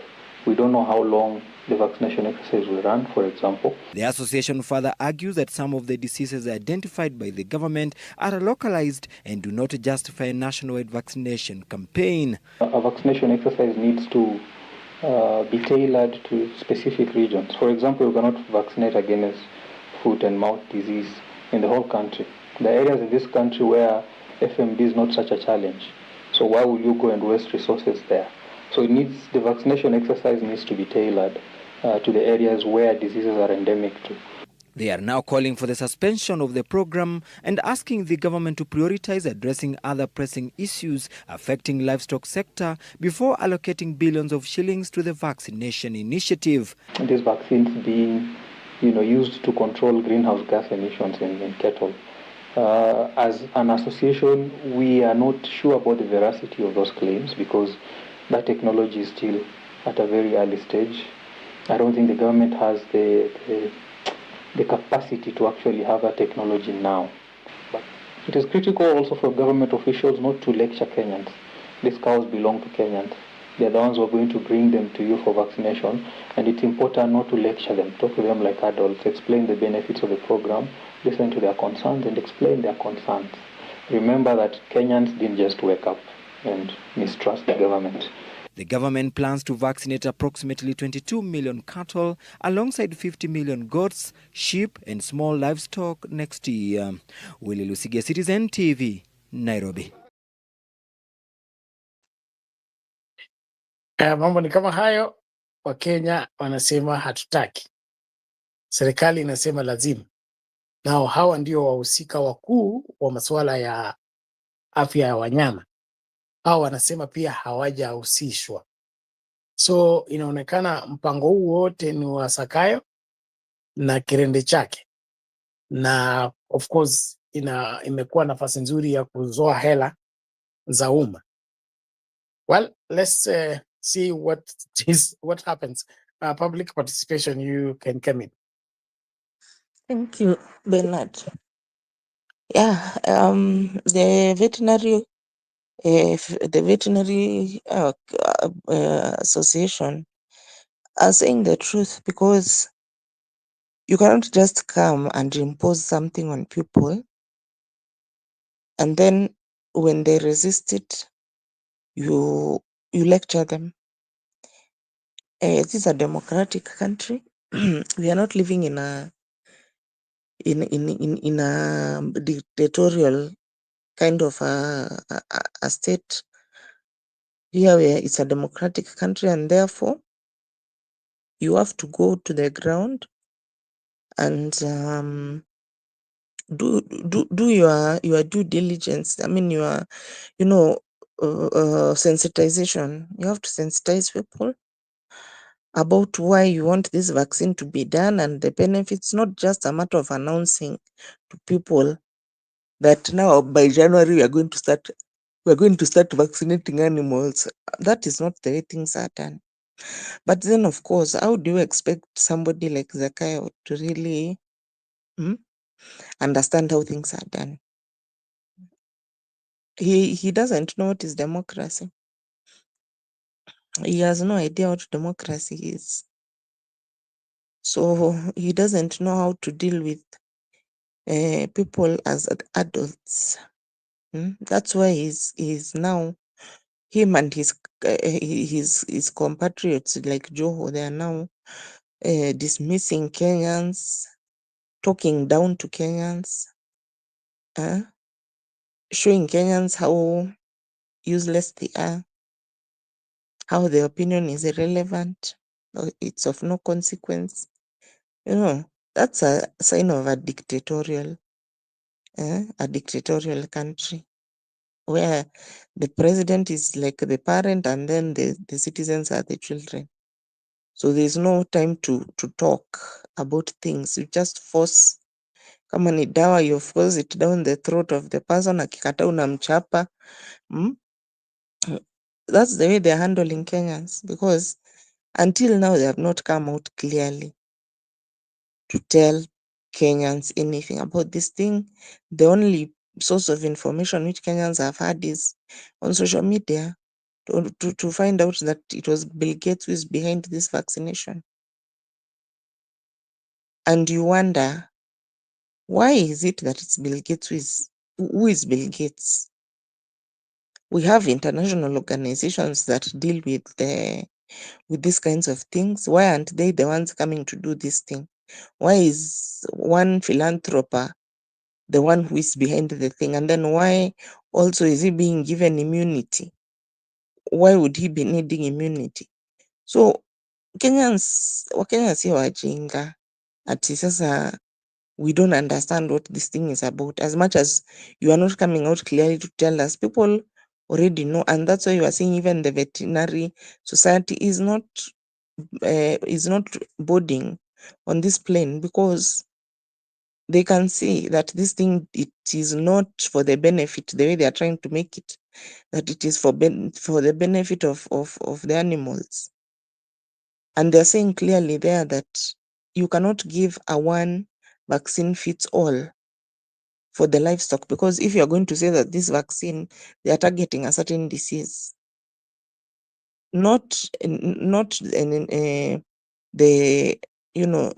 not the gases, but because you see they have not come out and said exactly what it is. So even if you're doing a vaccine for a disease, you have to come out and tell us that I'm coming to do a vaccination for foot and mouth.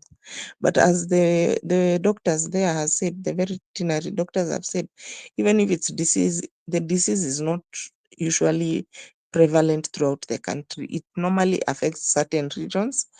And so you cannot say that this vaccine is going to be for all the animals. No. So there is an ulterior motive which is behind this this vaccine, and seeing that Kenyans, we consume a lot of meat and milk, we cannot go ahead with this without understanding this thing very clearly, because we don't know what is that which is being put in the animals, and we are going to eat them. We are going to consume the byproducts of these animals. So how will it also affect our health? You see? And Bill Gates has been known to be involved in some things which are not very good. His foundation has been known to be having ulterior motives such as population control. So we're not sure really if they vaccinate these animals, then we eat their byproducts. Some are drinking milk and all that. We don't know how it's going to affect us. Yeah. So before starting to tell us that by January we are going to start, in any case, you have a right as a farmer to refuse, to reject, because these animals, they belong to you, they don't belong to the government. So I don't know now, are they going to be going to, because Kenyans don't want that thing, are they going to be going, the veterinary person who is coming to inject, is he going to be going with the AP police who have guns, or what? And is that now the kind of a country we want, whereby you send a GSU with a gun to force the owner of the livestock to comply? Kwani we are living in North Korea, ama what is not happening in this country? And what is the urgency? What is this which is so urgent? Has there been any public participation about this issue of the vaccines? Nothing. But you are being told by January. In fact, I'm asking myself, this haraka which these people have, including NSSF, by January is supposed to be almost doubling. So you ask yourself, this guy, he's acting like somebody who his luck is about to run out.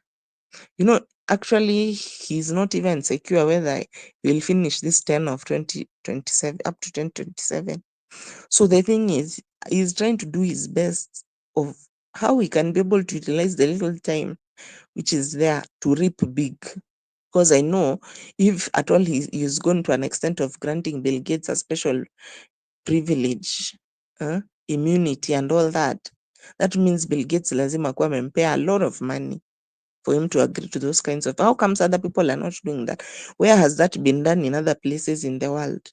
Or we are the ones who are the only people who have diseases which need vaccination? Why us? And if he has done it before, can he show us which country is that, so that we can follow up and see what happened after the vaccination? Otherwise, Kenyans don't be taken for a ride.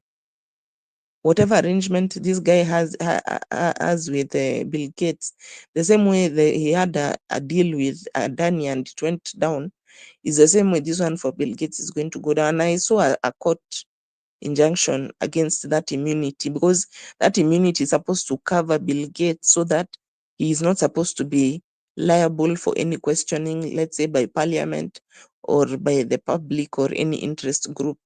That immunity covers him from all that interrogation, but the court has put an injunction against it. Anyway, all what I can say is that Kenyans, we have to take back our power from this man, because he will sell us, by the way, he will sell us wholesale, because this is now how the selling starts. How can you be sold to Bill Gates? And you know that Bill Gates Foundation, the reputation behind it, with all manner of funny things. Then the guy, because he has been given money, and Asema January, he needs to respect the dignity of Kenyans. I know to him, so long as, because we don't have as much money as him, we don't have dignity. That's why he can insult us and say that some people have never entered an airport, and yet they are complaining. And Kenyans are complainers. Kenyans are trying to sabotage the government. Why should we sabotage something if it's for our benefit? It's because he knows it's not for our benefit. Nobody will refuse something good, which is for their own good. But for number one, he knows there's a trust deficit. Kenyans don't trust him with anything because of his actions, which have led to Kenyans losing trust in him. That's why you are seeing that even the survey is showing only 1%, and of which that 1% ni hao tu watu wa siasa. They are the ones who have faith in him. Nobody else. There's nobody who has faith in that man anymore. 99% of Kenyans, they don't have faith in him. They don't have trust in him. And that's why they are not agreeing to being brought for vaccine, because he has been lying to us throughout. Akituambia it's this, it changes and becomes something else. Akituambia ABCD, tomorrow it's DEF.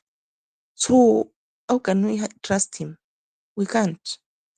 What we need is a situation whereby can the veterinary association get that vaccine, wajue what is in that vaccine, then they come to us and tell us. Then we can have some faith in them.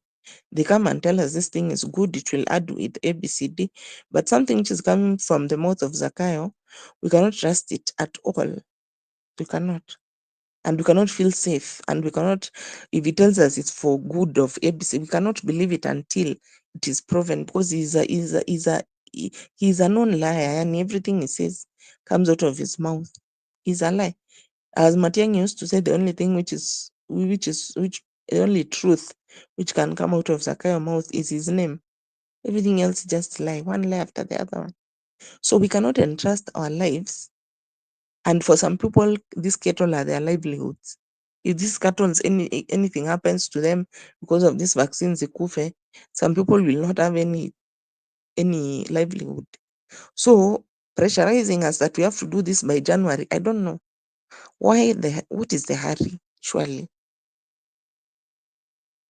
Thank you, Mama Mary. I think you can pick from there. I can't see Bernard.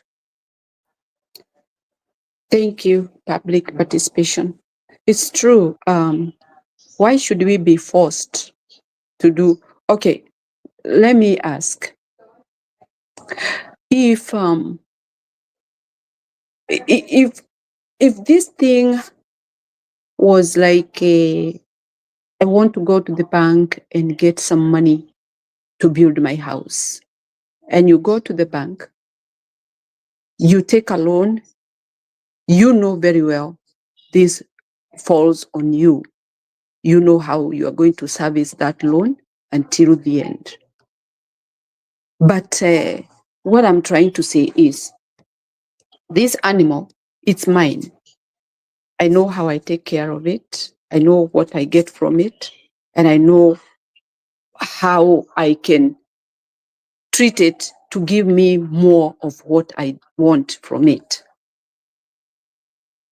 But Zakayo is looking at that animal as his, that he is going to control.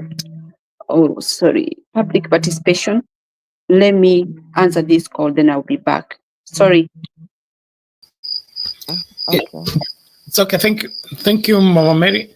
Public participation, asante sana for that. Zakayo appears to be the conman that he is known to be, because ukikutana na conman, dili yake inakuanga leo. Haiwezi kuwa kesho ili usipate muda kukagua, labda upate ukweli wake. So hiki kinachoendelea, kuna labda hela zishakulwa na zinadaiwa. So ni ile kuharakisha ili zikuwe cleared. Unajua hawa watu ni wa wash na wash inafanya kazi hivyo. Pesa zinahalalishwa kwa kutumika ama kuonyesha kwamba zimetumika. So inaonekana kuna hela zilipeanwa ama kuna mtu anataka kusafisha hela fulani, na ili zielezwe vile zilitumika na kule zilitumika, lazima kuwe na mradi kama uonekane hivi, upewe publicity ya national wide namna hii, ndio isemekane the 4 billion have been spent on vaccinating the animals, just like they did the ones for the trees, the planting of the trees, etc. And so we can't avoid to see the sinister motive in all this. But to me, I think it's just a wash program. Foot and mouth, we have lived with it all along.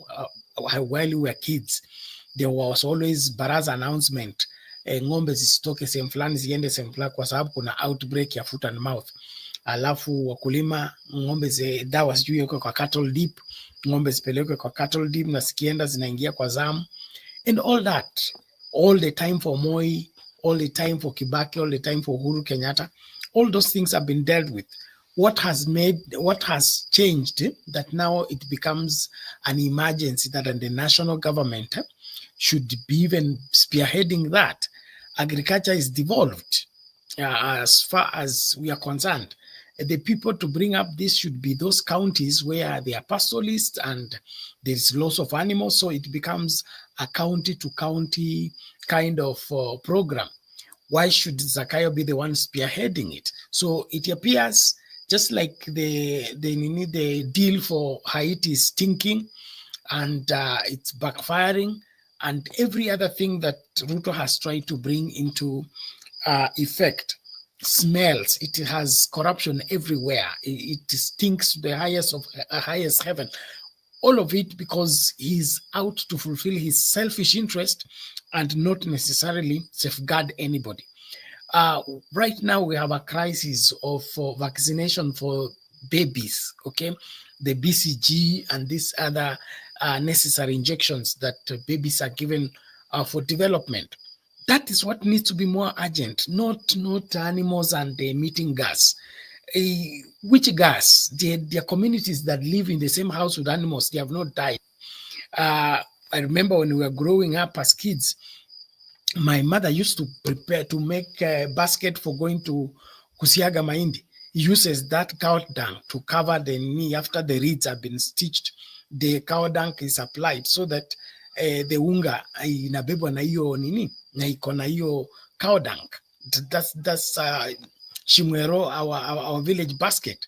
So what is this so poisonous in the gas that is being emitted by animals that you can have a countrywide vaccination program to spend 4 billion on when you can't pay doctors, you can't pay lecturers, you can't guarantee whatever quality health care to the people? So William Ruto atoke tu aseme kuna pesa amepewa na nataka kuiosha. Tujue yeye ni wash na nataka kufanya maneno ya wash. Sio kujidai kwamba anajali sana ng'ombe zetu kuliko vile anajali wa Kenya na watoto wachanga. kama BCG zimeisha na this other name anti-polio, whatever vaccines, they are problematic in the country.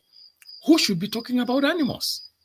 So kwangu mimi wash ndio hii. Matiang'i alituonya ni sisi hatukusikia. Okay, karibu Mama Mary, naona umerudi na are you the one with double gadgets? Yes, I just left for a short moment.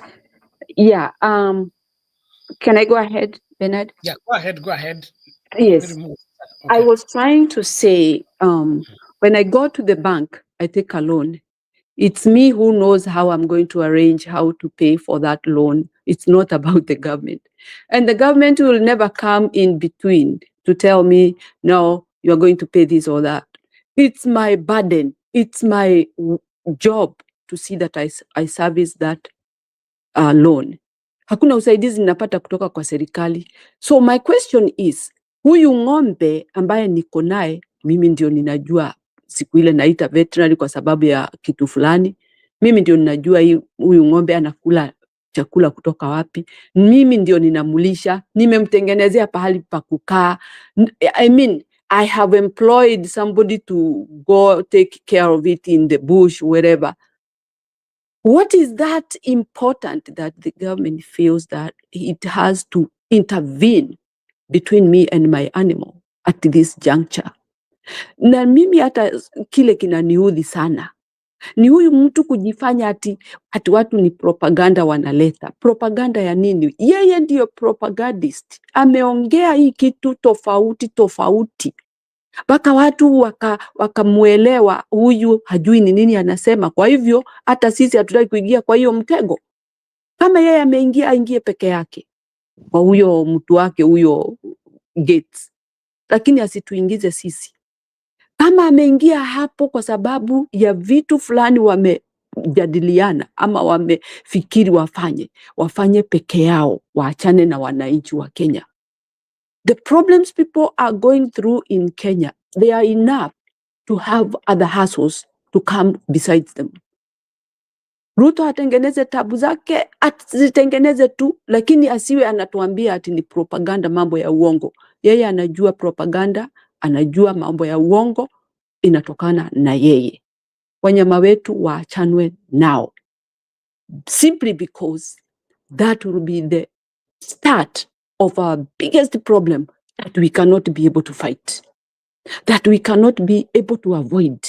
Unless wakidungwa tunawaua, kwa sababu wataumiza hata wale watoto wadogo. You know, we have brought up our children drinking that milk. Kwa hivyo ni kumaanisha sasa watoto wetu hawatakuwa na maisha ambayo ni ya kawaida ile Mungu amewaumba. Watabadilishiwa maisha yao na mtu huyo mmoja ambaye nia yake ni mbaya. And I wonder, this guy, why does he go and make himself comfortable in a country where people are crying, they have all these problems, na anasikia hapo ndipo anaenda kuleta shida ingine. And he just even think, huku kuna tabu zingine nyingi kama hizi, sitaingia huko, sitajihusisha. But that is where he feels that he is very comfortable. But I'll remind Kenyans, huyu mtu aliambia huyu Zakayo, I'll make you rich. I don't know whether he said rich or wealthy. Because right now, ni kuuzwa, tunauzwa mchana peupe. Hakuna kitu ingine, na hatuwezi ufikiri ati huyu mtu ana nia nzuri kwa sisi. Ni kuumiza, anataka kuumiza wananchi. Na maongeo ile ashaongea hapo mbeleni, unganisha na hii idea analeta nchi yetu, upate answer. Hiyo tu. You don't need to go far.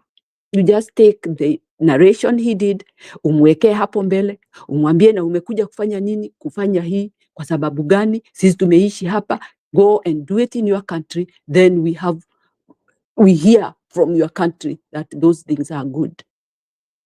Huyu ni kama tu andani, vile alikuwa na vituko na nchi zingine. Sasa ana vituko pahali fulani na fulani, Sasa ameona wacha niingize mguu pahali ambapo nimefunguliwa mlango na huyu Zakayo. Na kweli kabisa Zakayo amemfungulia mlango wazi aingie, sababu wa Kenya hawana kiongozi mwingine, wanategemea ni Zakayo tu. Zakayo asahau, ajue sisi tunajisimamia, tabu zetu hata zikizidi tunaomba Mola wetu na atatusaidia, tutavuka. But we are not going to accept this fake stuff kuwekewa kwa wanyama wetu, kwa sababu mnyama akishawekwa hiyo shindano Bernard and public participation, na huyu mwingine ameingia sijui kama ni Mato, hakuna vile unaweza itoa ati itoke kwa huyo mnyama. It's permanent. Hiyo ni kumaanisha labda wapewe tuwaue, and we can't do that. Instead of doing that, we avoid the earliest possible. Tukatishe hiyo maneno na tumwambie huyo mtu enda ukauze hiyo biashara yako pahali ingine, si kwetu.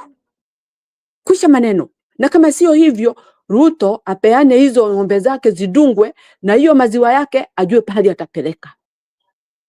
Si Kenya. And Kenyans should stand with that. Zidungwe zake tuone pahali zitaenda, na asiusie wa Kenya maziwa yake ama nyama. Akitaka kuuza auze nje, na hizo nyama auze nje. I don't understand this guy. Calamity after calamity. Every day bad news. Bad news every day. Sijui anaishi maisha gani. He must be very miserable. Mtu ambaye anaona hataki kuishi, akona uchungu mwingi sana. Sisi we have not given up for our lives. We are ready to live in our country as it takes. Mungu akitupea nyakati. Asituletee hiyo maneno. Our animals are very vital to us, and we are not going to accept the punishment to our animals than towards us. No. Kwanza, first of all, we know Kenyans, we don't have medication in our country. We don't have good hospitals. Doctors have fled, they have gone. And then tuletewe hii maneno ya ujinga. Huyu mtu amefanya madhara nchi zingine. He shouldn't. Na hiyo ni kitu muhimu sana. Hata ni vizuri walisema kabla hawajafanya. It's very good. Kenyans, you are being informed before anything takes place. You are very lucky. Let's forget about this. Let's chase him away. Tell him to do away with us. Atuachie sisi, wacha tukufe kwa madhara ya Mungu, lakini si madhara ya binadamu kama yeye. Mzee kama huyu ajipee heshima. Asante sana Bernard.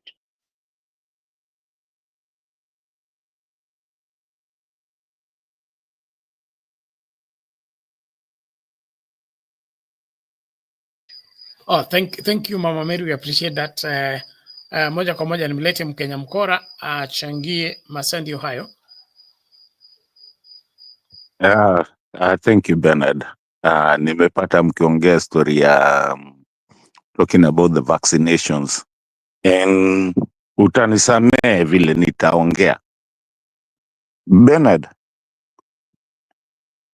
Mkora, na kusalimia sana. Sikuona jina yako. It is not visible on my phone. Sorry about that. Habari ya wewe? Thank you. Mzuri sana mami, thank you so much. Bernard, unajua mama kwa hapa na participation. Bernard, nataka kuuliza nyinyi wote, kuna mtu unyamba hapa? Sidhani kayo ni swali mbaya. Hapana. Mami unyambangi wewe. Kenya Mkora, mind your language please. No, but it's not a bad, I mean, it's nature to nyamba. Me unyamba every day. But basically what I'm saying is that hata ng'ombe zote unyamba. Anyway, mi sijisikia ng'ombe kinyamba. So basically he wants, because of that emission of the fossils, sasa now they want to kudunga ng'ombe ziache kunyamba. Then where's that air in the stomach going to go to? Again, najua ukisamata ni mind my language. I mean, it's just nature. But also, again, there came a time that people started doing organic farming. Where was that coming? Was it not from the poop of the cows and you know, the poop? That's what is called organic farming, where we had stopped using fertilizer. I don't know if you know where I'm going. We were using the poop of our cows, our goats, and everything to start doing organic farming. And if you guys are not really careful, you will or if you are or not, you will realize this is something to fight that organic farming.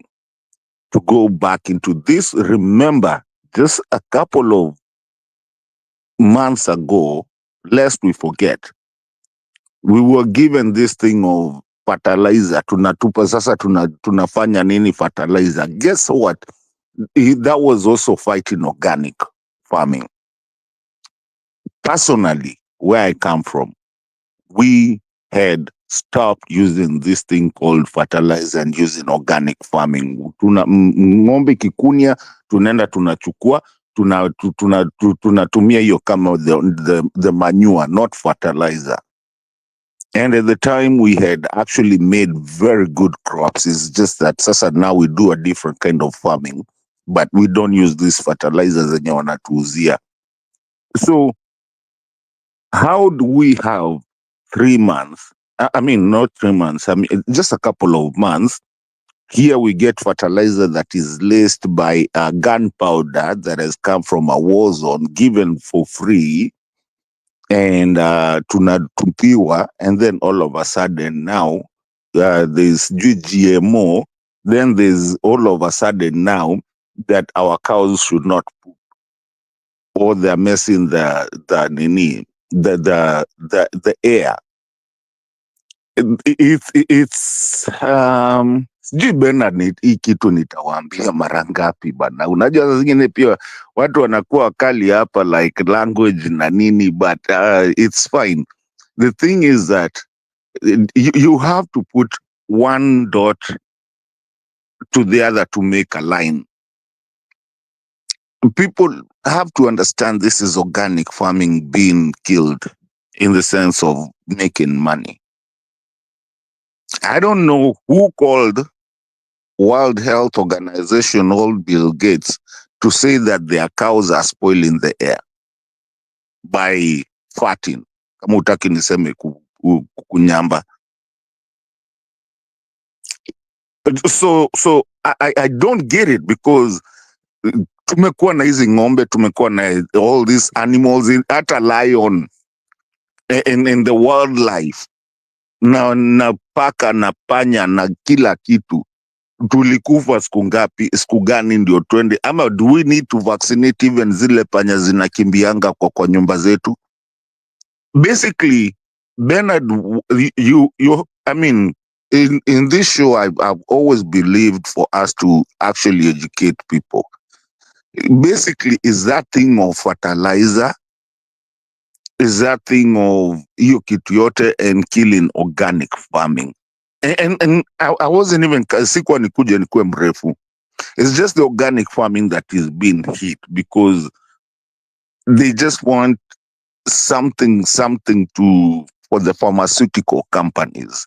Nimeisema bas, wacha niseme initoke. Is the pharmaceutical companies actually in play right here? Nobody, even Kenyans, nobody needs to have a vaccination. Vaccinate of what? Do we have an outbreak of polio? Do we have an outbreak of something in cows? I don't know. But all I'm saying, we have to educate people to say that this is nonsense, total nonsense. It's just a way of using, the pharmaceutical people. They're having a very hard time in the first world countries of actually selling. And so now they are saying, I mean, they want to come into the so-called third world countries, because ukipelekea mtu uko hivyo nini, hata uko ushago, ati ng'ombe yako inakuja kuvaccinatiwa, they won't ask why. Okay, sawa, vaccinate. But una vaccinate nini? na tumekuwa na hizi vitu tangu tuzaliwe, tumekuwa nao tangu tuzaliwe. Then go get all the squirrels and vaccinate them. Go get all the, I don't know, mnyama yoyote. Yeye kwanza hata he's not a farmer of nini mang'ombe. Yeye alituambia yeye alikuwa wa kuku. Si angeanza hata na kuku then. So Bernard, as I conclude, I'm just throwing this because I heard you guys mkiongea. Nimeingia tu nikasikia mkiongea. I think it was public participation ndo alikuwa naongea na hii na mami. The vaccination thing. It's not about vaccination. This thing is about the pharmaceutical companies. They've lost pool with other places. Now they want to make money with they call them the third world country. Ningetumia jina ingine lakini sitaki kuitumia because even though iko, I mean, unajua watu wala, wacha niseme basi watu wa ushago kama Ruto, they want to use mtu wa ushago kama Ruto mwenye akitupiwa kila kitu anachukua, akiambiwa afanye hivi anakimbia basi. Na sidanganyi, ni ukweli. Hata Bernard, hata ukikataa analogy yangu, kuna watu wengi sana watakuambia it's true. It's the pharmaceutical companies and that's where they want to get the money. Bill Gates and by the way, there was a video, Bernard, where Bill Gates was asked. By the way, you know Bill Gates never founded Microsoft. So na kuna ingine pia hapo tu anaulizwa, wewe kwanza hukujenga hiyo Microsoft na ulienda tu kachukua tu nini idea ya watu wengine ukakuja ukamake. Sasa tena umekuwaje mtaalamu wa madawa? It's the money in the pharmacist and the pharmaceutical industry. They want you to get sick so that they can treat you and give you Panadol na nini. Yet tunazaenda kunywa ile tunaitaga the 40 inaitwaje mwarobaini.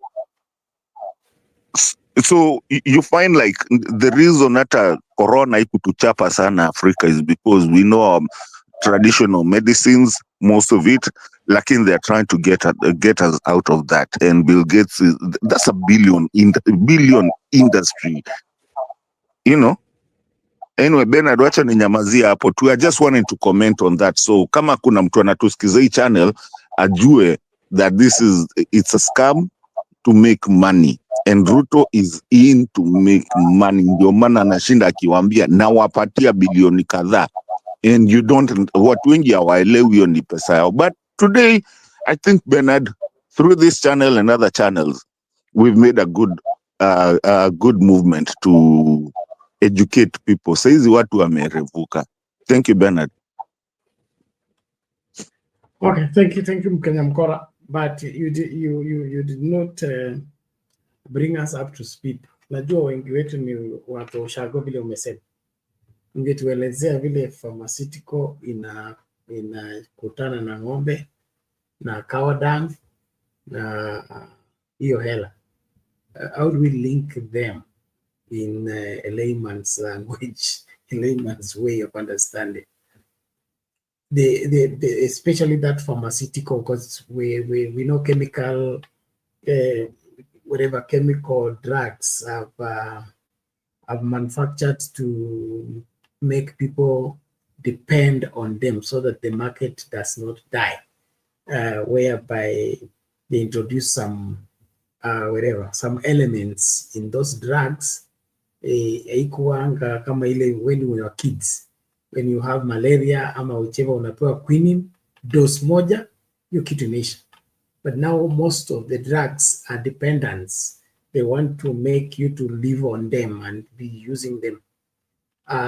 So do they also now want to make our animals to depend on particular pills so that they survive? And as long as they depend on those pills or those injections, then the market will not cease for them to continually make the money. Well, you just answered yourself.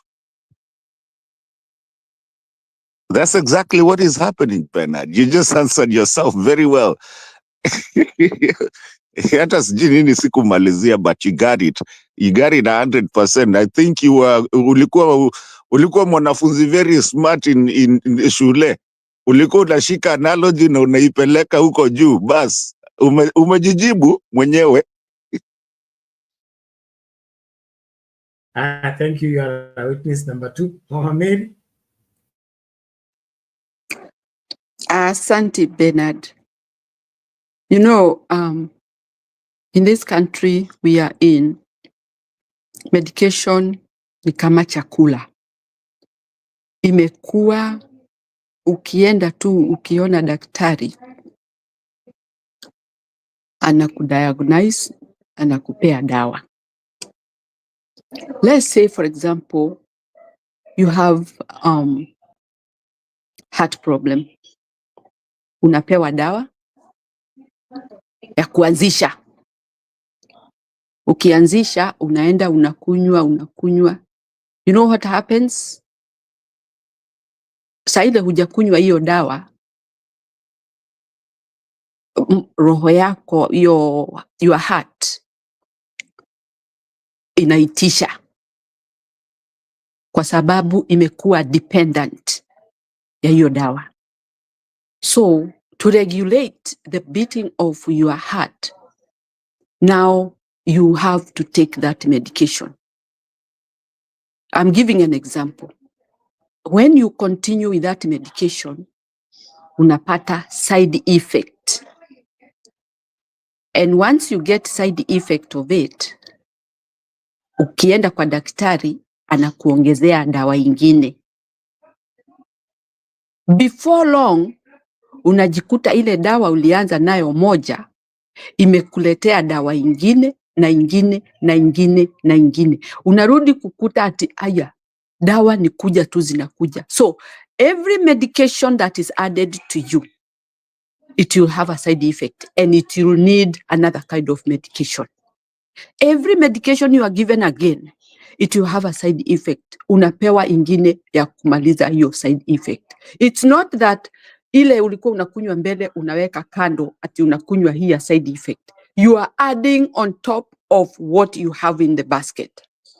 In the long run, unaona umejaza madawa hiyo michupa kwa carton. Na yote ni wewe umeze. What happens to the pharmaceutical? They are getting money through that medication that you are getting today, and then for another month, another additional on top of that, and another one additional to that. Money, money, money. But the goodness, not on the side of the human, but the goodness of the pharmacy is that the insurance of that particular person is paying for that drug. So you see, they are losing, it's very minimal, because they have got to sell this medication whatever it takes. Naye mwenye kuinywa hata avoid kuinywa kwa sababu amezidiwa na maumivu. Ile alikuwa nayo mbeleni sasa imekuwa zaidi. So as Mkenya Mkora amesema, pharmaceuticals will always look where there is a lot of sale. Meaning, wao hawafikiri habari ya binadamu saa hiyo, wanafikiri how much are we going to make out of this drug? And how will it, and most cases, as I had, is a hearsay, I don't know how true it is. Daktari anapo prescribe particular medication na unaenda unaichukua, kuna percentage ati wanapataga. I don't know how true it is, but that is how people say about it. So what am I saying? Maybe there's cases worldwide about you umesema, it's very true. It's not hearsay.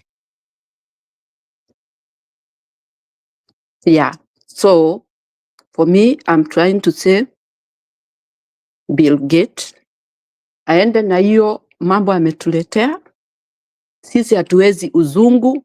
Hata mnaona watu wetu vile wamedhoofika this time round. Na nitasema hivi, na Wakenya msinichukie tafadhali. The moment people started going to the supermarket, with this moving cart. Unaenda unanunua processed food. That's where the most people failed. And that is the most critical thing that people should think about. Kumbuka wazazi wetu walikuwa wanakula mokimo, hata baridi. Those people lived a happy life. Maumivu yao ilikuwa homa na homa yao walikuwa wanaipiga within a very short time. Me, I'm here, na mimi nikikunywa Panadol. Siwezi kunywa Tylenol na kunywa Panadol. If I take Tylenol, lazima niwe na very painful abdomen, lazima niwe na kujikuna. Those are side effects. Lakini nikikunywa Panadol, imetoka Kenya, I have no problem. So I'm trying to say, sisi tumekuwa na vitu mzuri kwa nchi yetu.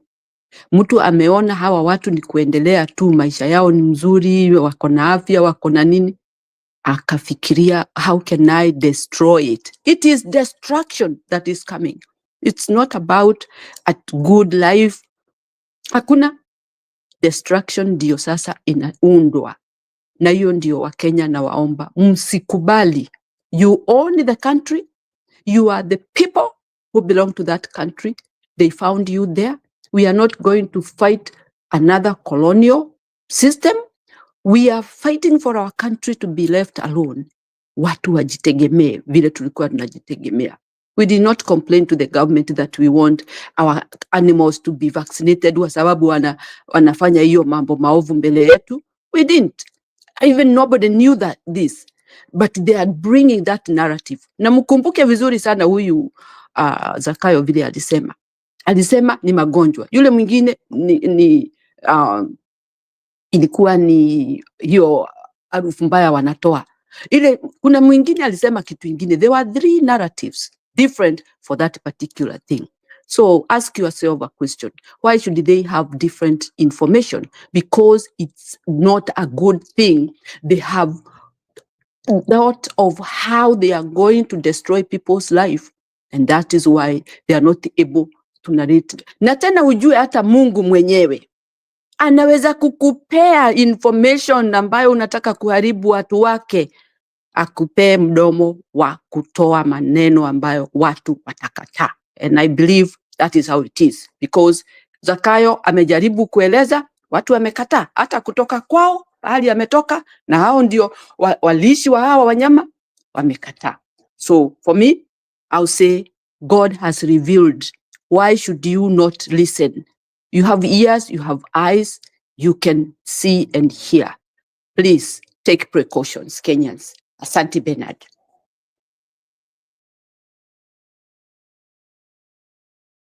All right, thank you, Mama Mary. That is excellent. And to heed to warning is the surest way to sail through life safely. To support Mama's point, inasemekana wakati Yesu aliletwa mbele ya Caiaphas ili auawe, kuna wale ambao walikuwa wakubaliani na hiyo judgment, lakini Biblia inasema Caiaphas akasimama akasema, afadhali mtu mmoja akufe tuokoe nchi. Biblia inasema kwa sababu yeye alikuwa high priest, alitabiri kwamba Yesu akikufa wengi watapona bila yeye kujua. So kuna ile hadi ambayo Mungu anaweza kutumia kinywa chako kusema yale yanapaswa kusemwa hata kama hujakusudia kuyasema, ili yajulikane na yakuwe wokovu kwa wengi. And that seems to be what is happening.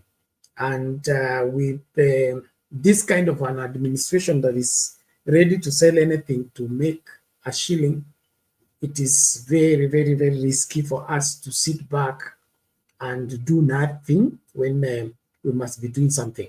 And so through the sensitization and of course enlightenment and lining up for the required change, we believe we will make the required difference. Asante sana kila mmoja, naomba tumakinike. Hiyo namba watazamaji imekwama hapo.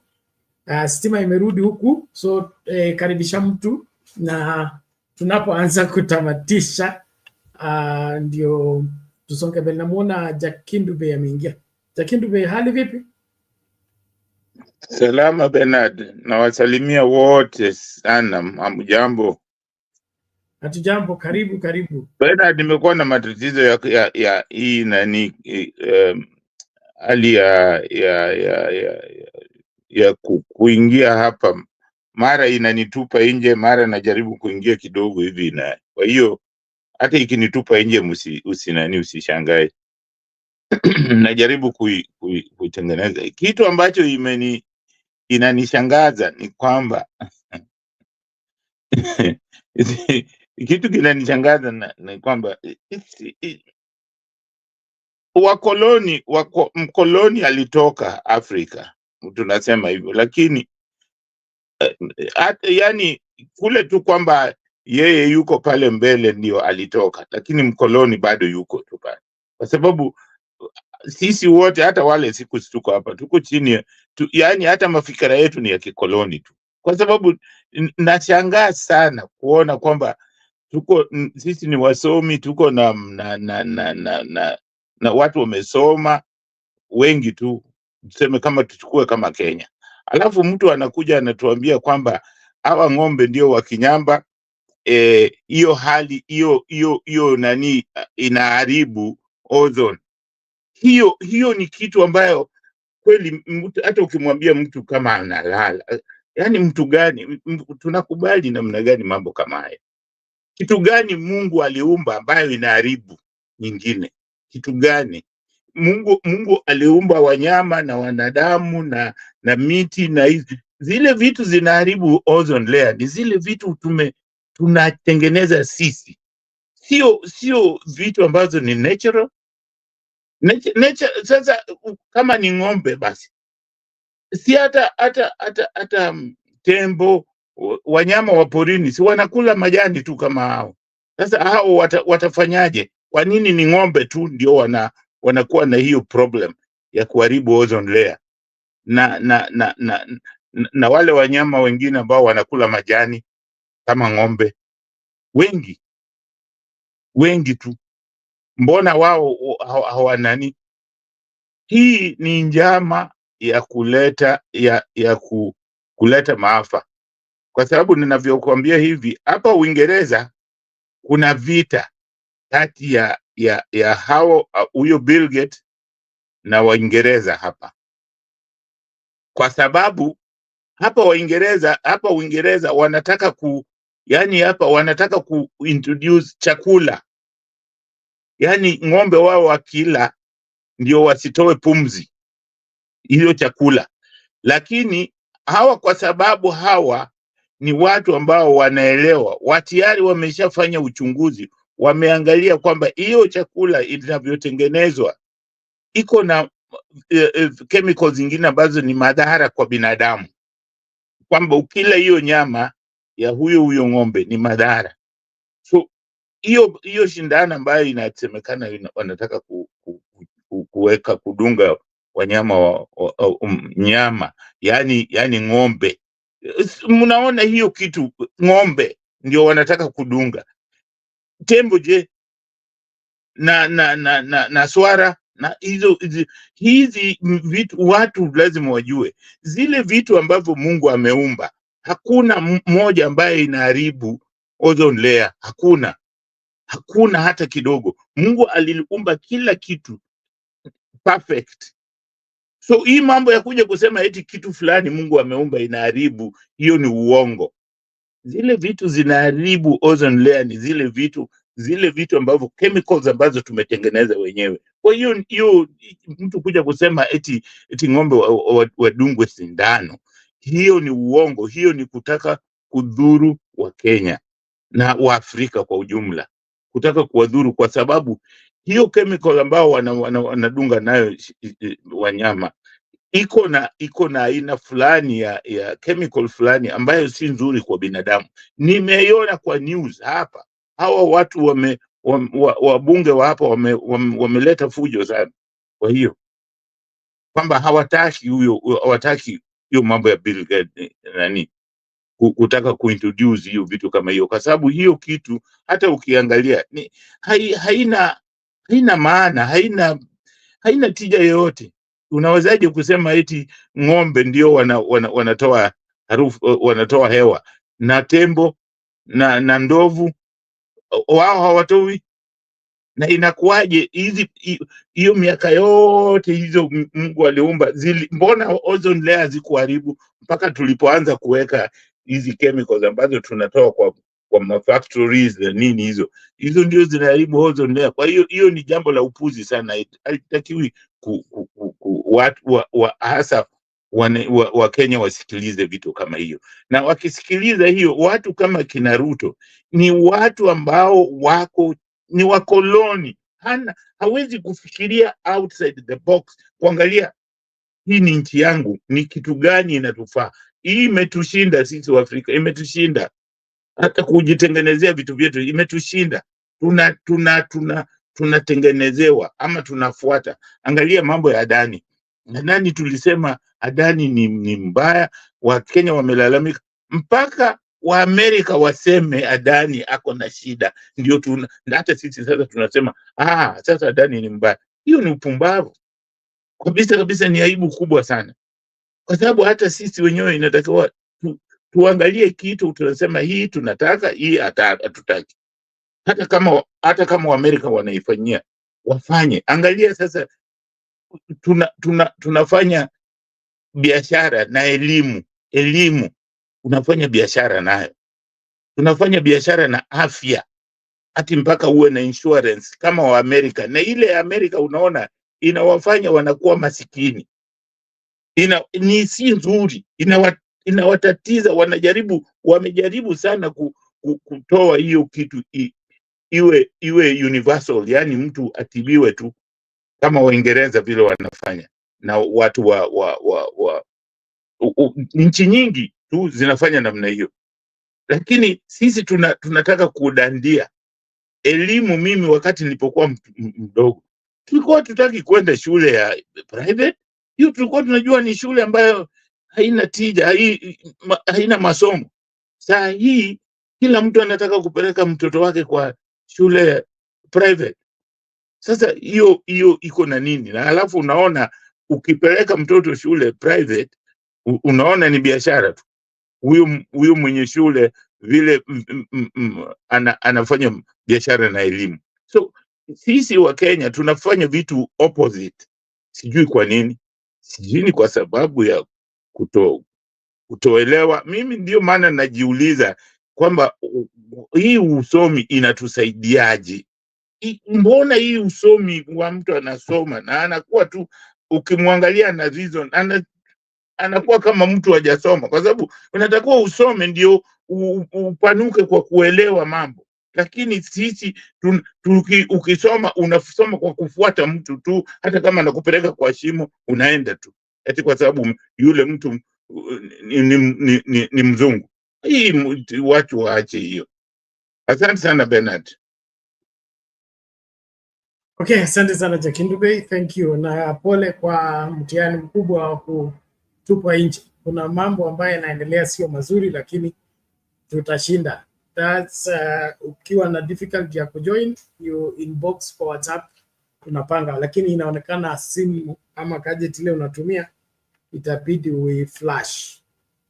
Kuna buggers zinatumwa, zinazuia mambo mengi na kufrustrate hii kazi tunafanya hapa, so kuwa makini tu, itarekebika.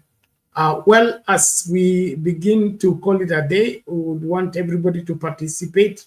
Let's be on the forefront. These warnings we are being given, let's heed to them, and then be on the forefront of calling what is evil evil and what is right. But for William Ruto and his group, they don't have the interests of this country at heart. They don't have the interest of the welfare of the people at heart. And so we can't trust them with our lives. The reason they're interfering with our animals and our education and our healthcare is sure evidence that their intention is not good, and all they need is to make a kill out of anything and everything. That's a bad attitude, because as leaders, we must be keen on safeguarding the people first before anything else. it appears that all they care about is making the money. But life is not about making money. Life is about safeguarding other people's lives. That's what I know leadership to be: safeguarding other people's livelihood, ensuring that the healthcare services are available. And then, of course, the madness of SHA, SHIF, and Taifa Care. I still believe a government doesn't need an insurance policy where people register to take care of its people. A government has data, how many Kenyans live where, what amount of medicine is needed in a year, and how do we make that available? How do we make sure that there are doctors in Marsabit, there are doctors in Garissa, and every other place, and the hospitals are fully stocked for the taking care of the health welfare of the people. So from the fact that they are marketing this insurance policy, is they have turned into insurance policy agents. They have stopped being president, they have stopped being whatever champions of the welfare of the people. All they need to do is safeguard their business of insurance. That's all. So the earlier we know that and learn to live with it, the better. And so coming to getting leadership again, we get that opportunity. Tusicheze na moto. Uhuru aliuliza, mmecheza na moto na imewachoma. Sasa saa hii wewe uchague, utaenda kucheza na moto ama utakuwa sehemu ambayo inaokoa wengi kutokana na uongozi mbaya. Asante. We go back to public participation. May give your views as you also make your closing remarks. It's almost 3 a.m. Naomba tuanze kufungasha. Public participation, please. Thank you, Pastor Bernard. Yeah, so you have seen the situation in the country. It's not good at all because we're having we're having a land grabber on the seat, we're having a mass murderer. Yani quality zote mbaya zenye unaweza imagine, they are in that man. They are embodied in that man. So we need to continue with our activism, be it online, be it doing civic education to your people when you go for Christmas. If you're going to go to Ushago huko, talk to your people, tell them,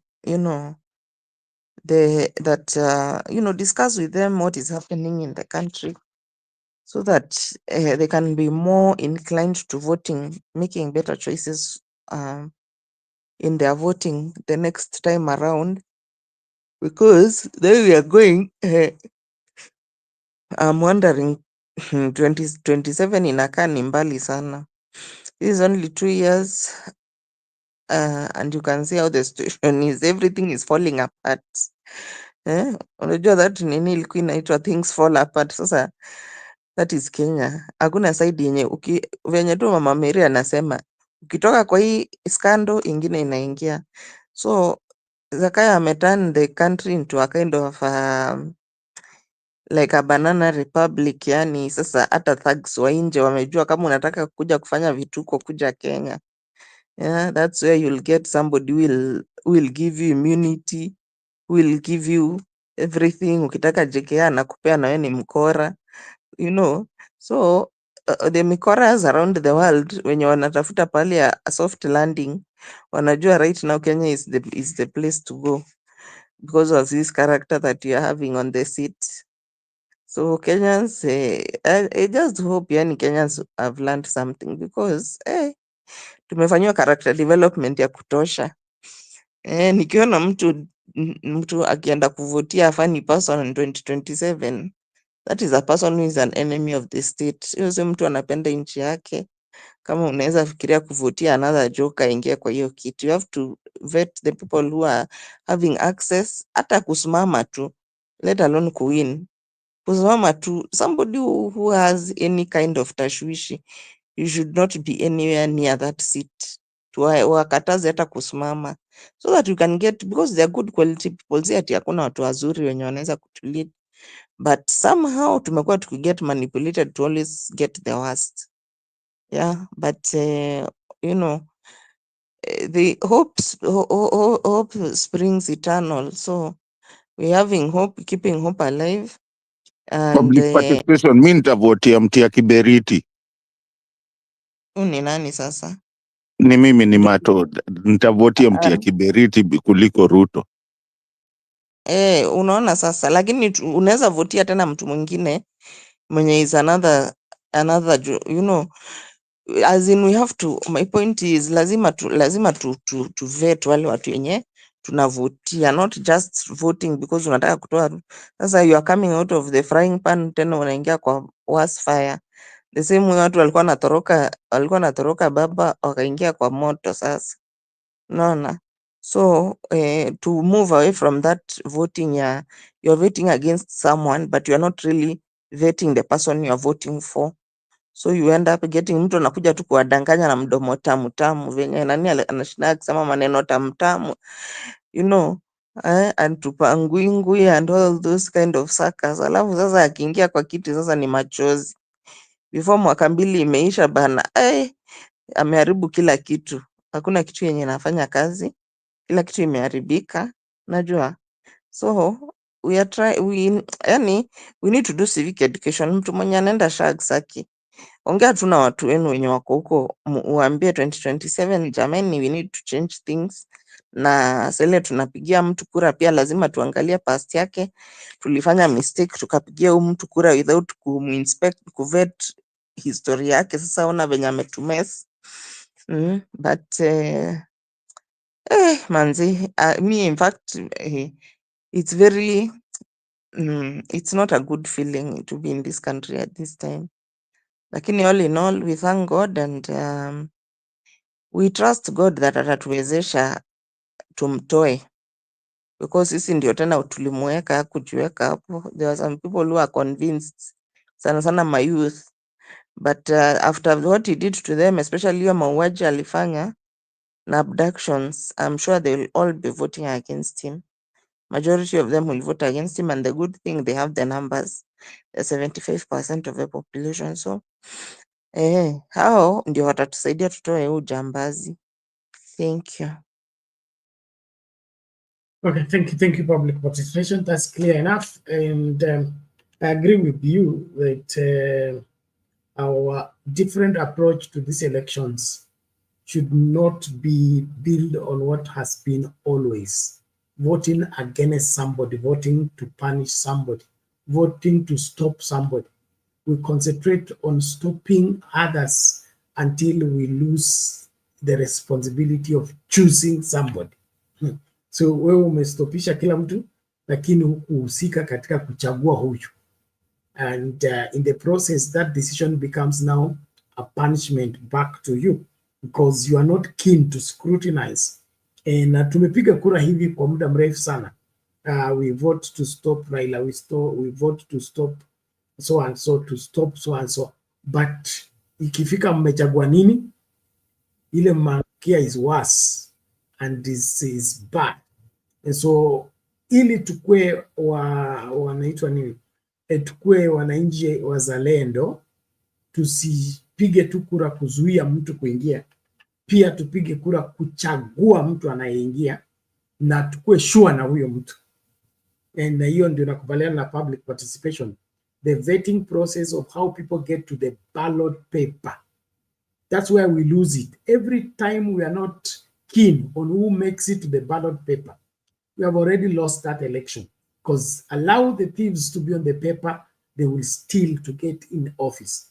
But if they are stopped from being on the ballot paper, we have solved that problem. Kenyans will not be tempted to elect them. They are not eligible. And so we should let the law have its way, and then those decisions should be, tungekuwa wote tumemchagua Ruto, okay? Tungevumilia mateso kwa sababu tulimchagua. Sasa hatukumchagua, okay? Lakini aliachwa akakuwa kwa ballot paper, akamanuva akaingia. Sasa sahi mambo yameharibika, tena kumtoa ni process nyingine ndefu ngumu. So kama tutaki kurudi hapa tena tukue katika hii hali, let's give due diligence in background checkup kwa kila mtu anayesema anatafuta kiti kutoka kwa MCA mpaka kwa rais. Don't vote for anybody you're not sure of. Check them and be sure that they are wanatosha unga.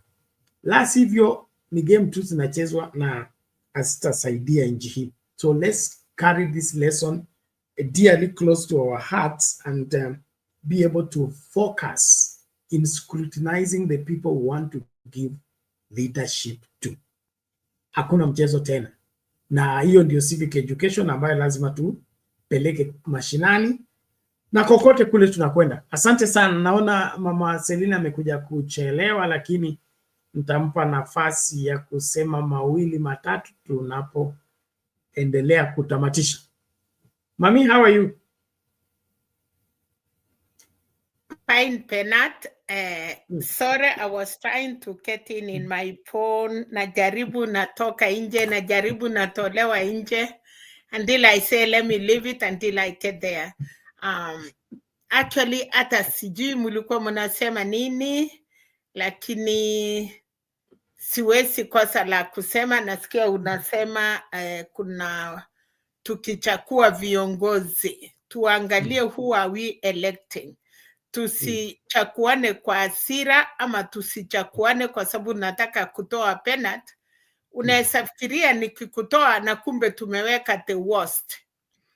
So always I think it is a wisdom to understand kwa nini tunasema tusichakue Mama Selina. Tujue ni kwa nini watu wamesema hivyo, watu wawili tatu. And especially kama tumeambiwa and with our leaders that these people are very dangerous.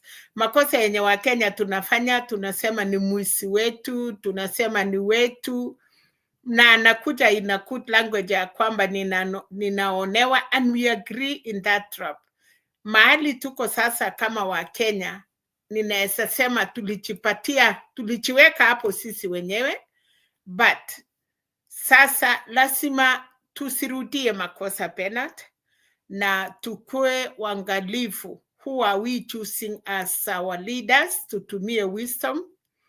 And kama watu wanaomba kura and you see the guy is arrogant or the lady is arrogant, can you imagine the time ataingia office? Kama alikuwa arrogant kabla uchamweka office Penat, how about when he get there? Ya mwisho, kwa sababu sitaki kukua out of the topic, is let us not get the money that the tunaletewa pesa Penat.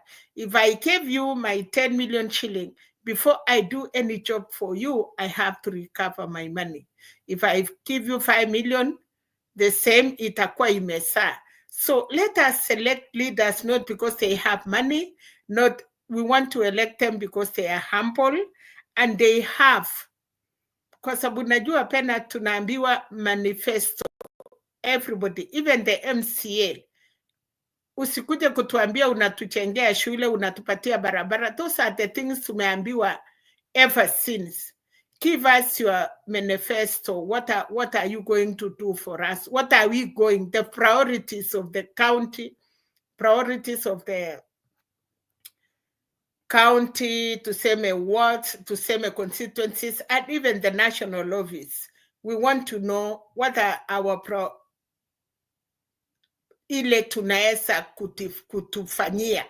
Lakini tukikula pesa sao, when they get back to the office, that is why they are not our servants. We are the servants ourselves. Tunachakua, instead of them kuwa servants yetu, inapatilika. Sisi waachiri, tunaomba.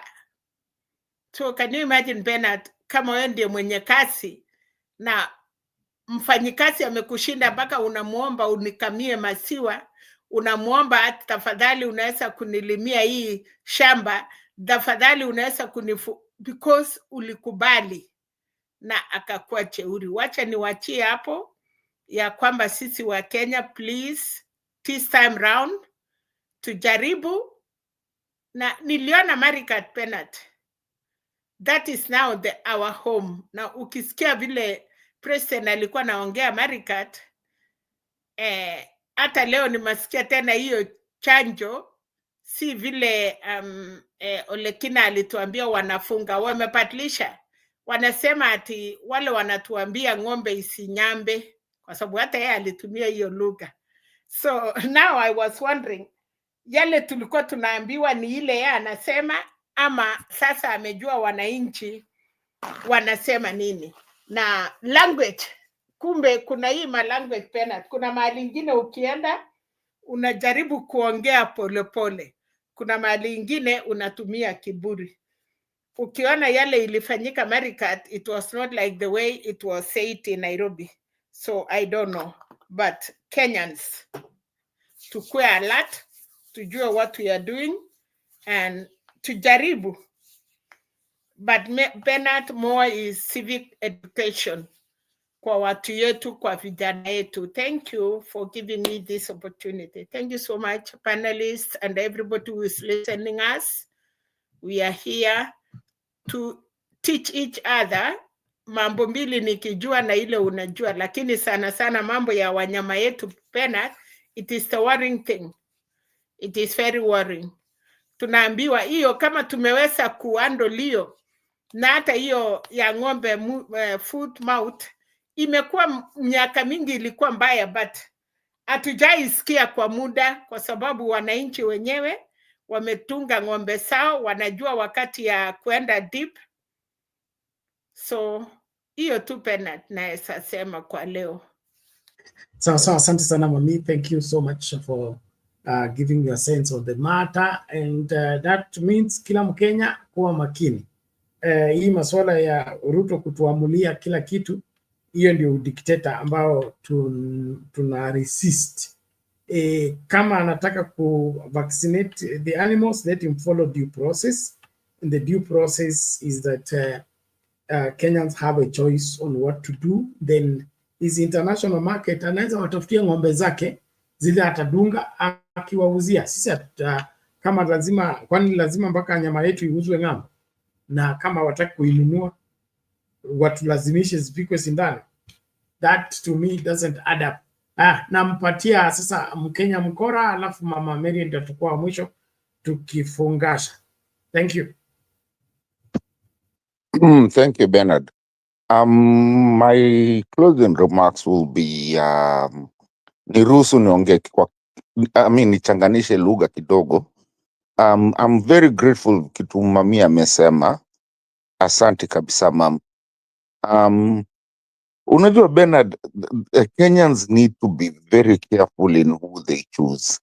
Na Bernard, kuna vitu zingine tunasemanga, ukileta mtu wa ushago Nairobi ataweza enda kukanyaga kiti ya choo, na maybe hiyo choo ufai kukanyaga, unafaa kukalia.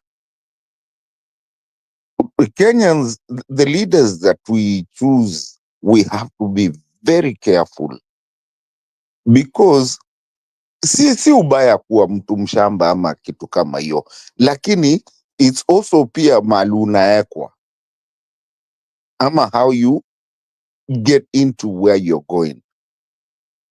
We chose a leader.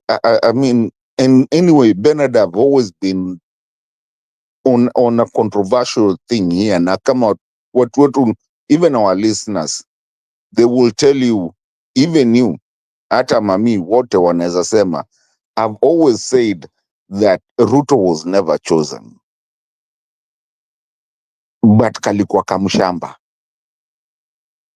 Venye kaliingia ndio sijaielewa hadi, kuna zenye najua, lakini kuna venye akakuchaguliwa na mtu. And that is why everything is crumbling. But he's fighting so much to make it right that he knew something. But the way he fights it, that's why he's an easy target, even by Bill Gates. And that is the problem of how you choose your leaders, like Mama Selina said. If you choose someone who's a weakling,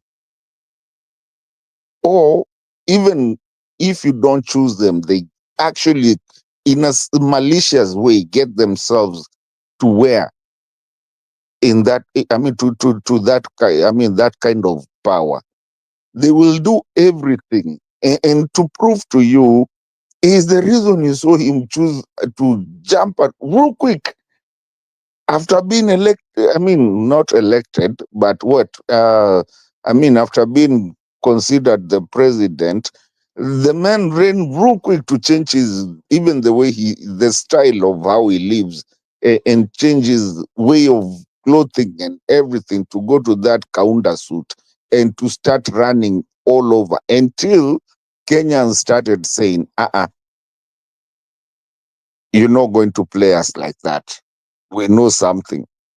And it has gone so far that to a point of even the diasporans being called out, because some of us, we can see these things. Kenyans can see these things. Bunge la Wananchi and Kenyans are talking.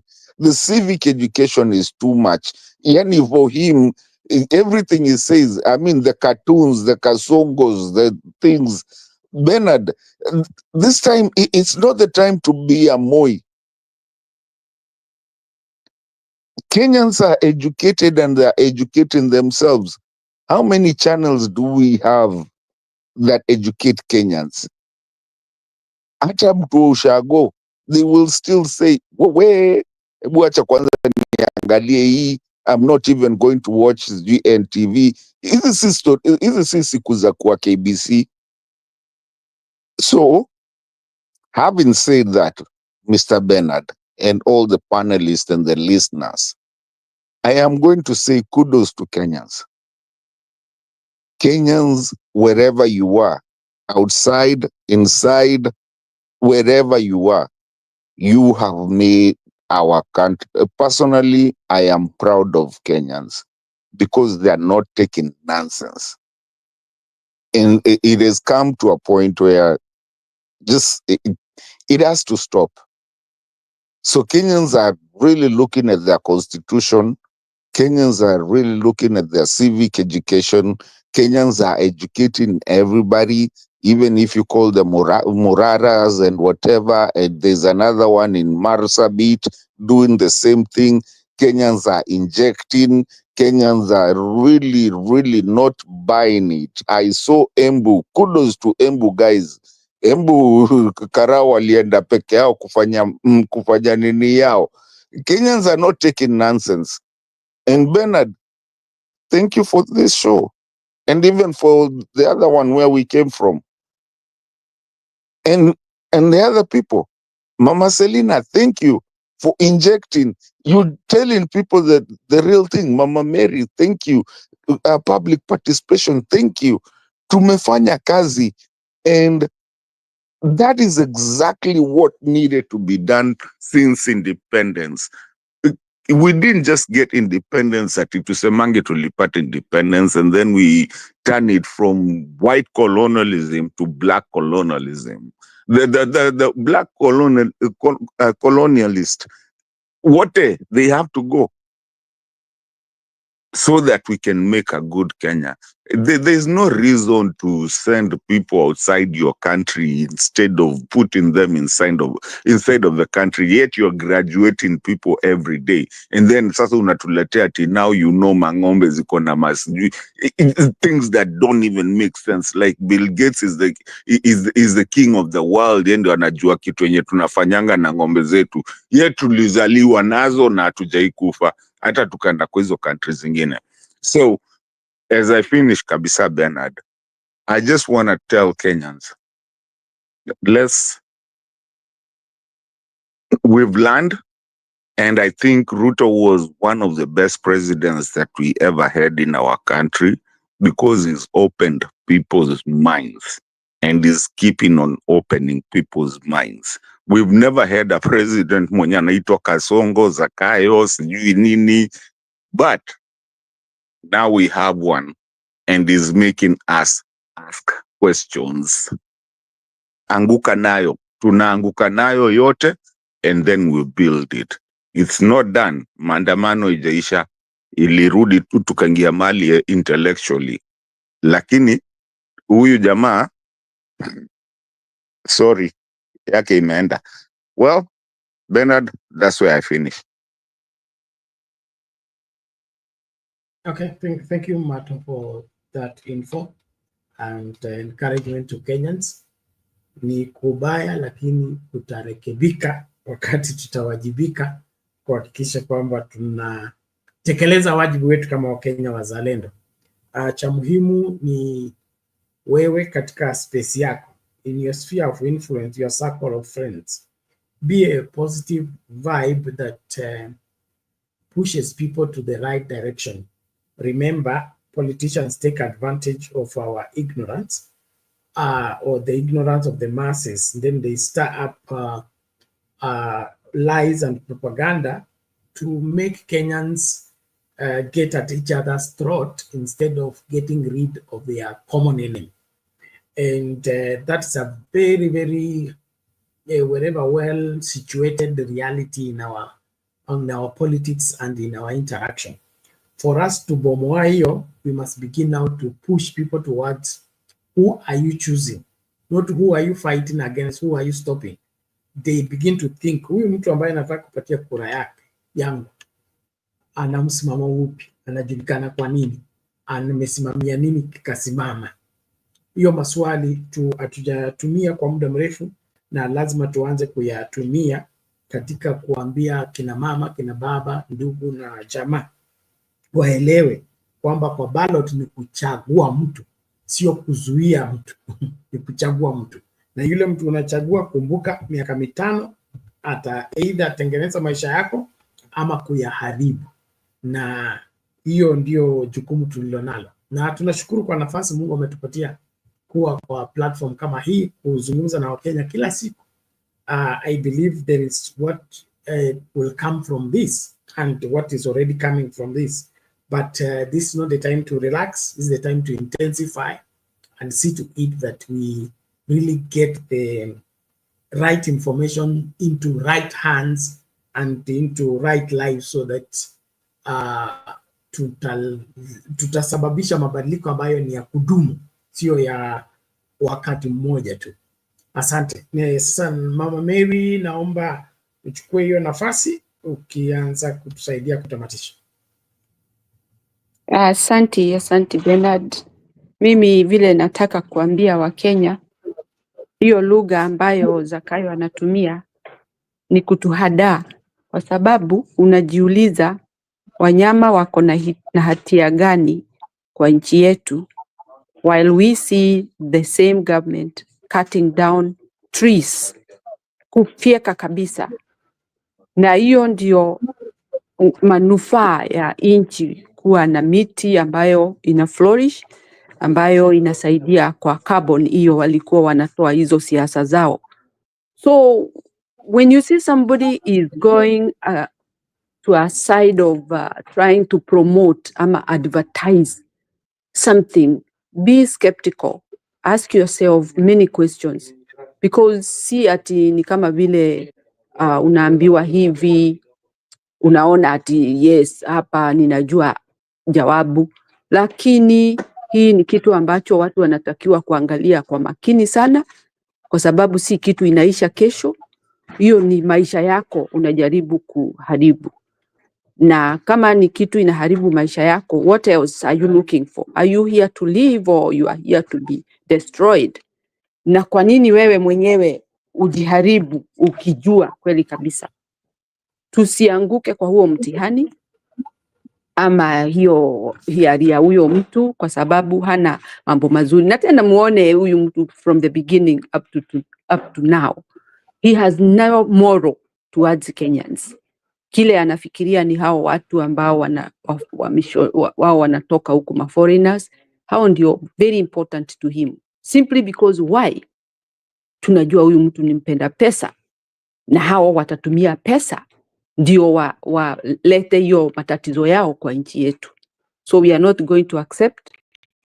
Think about your cow, think about your life at the same time. Hawawezi kata miti, wadudu watuambie ng'ombe zinaharibu nchi. I don't understand, and that is a very good critical thing to think about. Mnakata miti na mnasema miti ipandwe.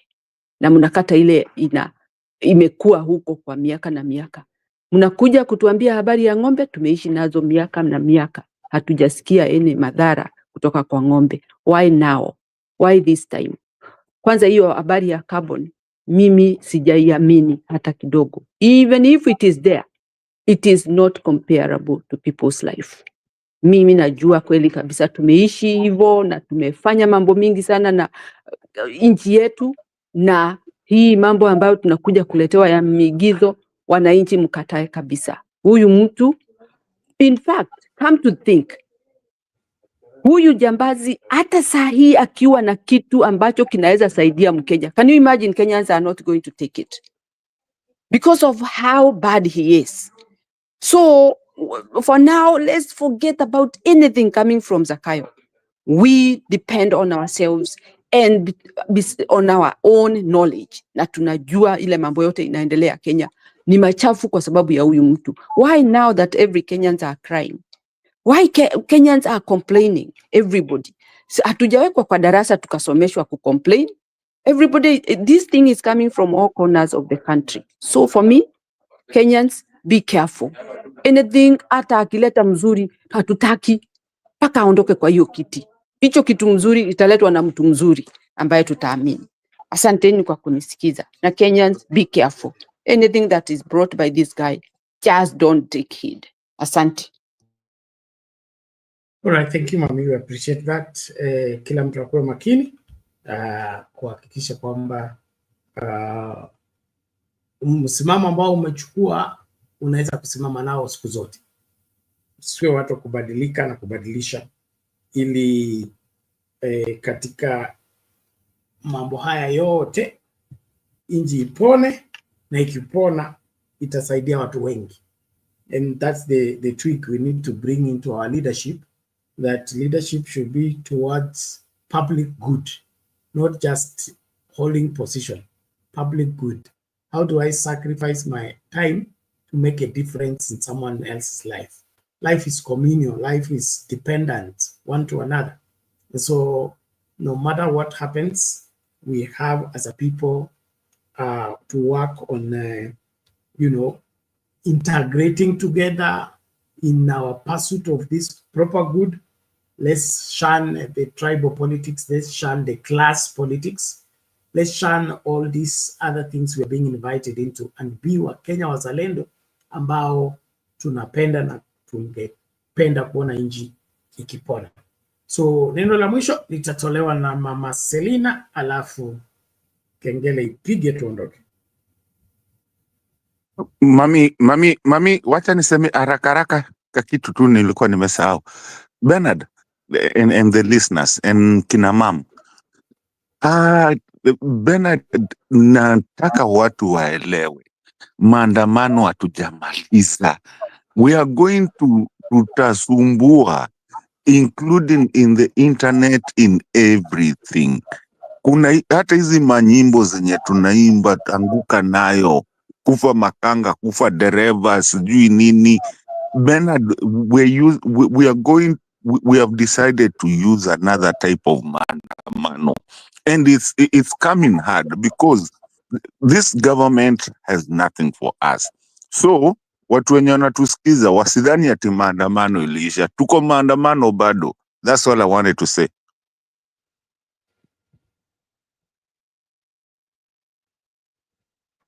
Mama Selina, you're mute.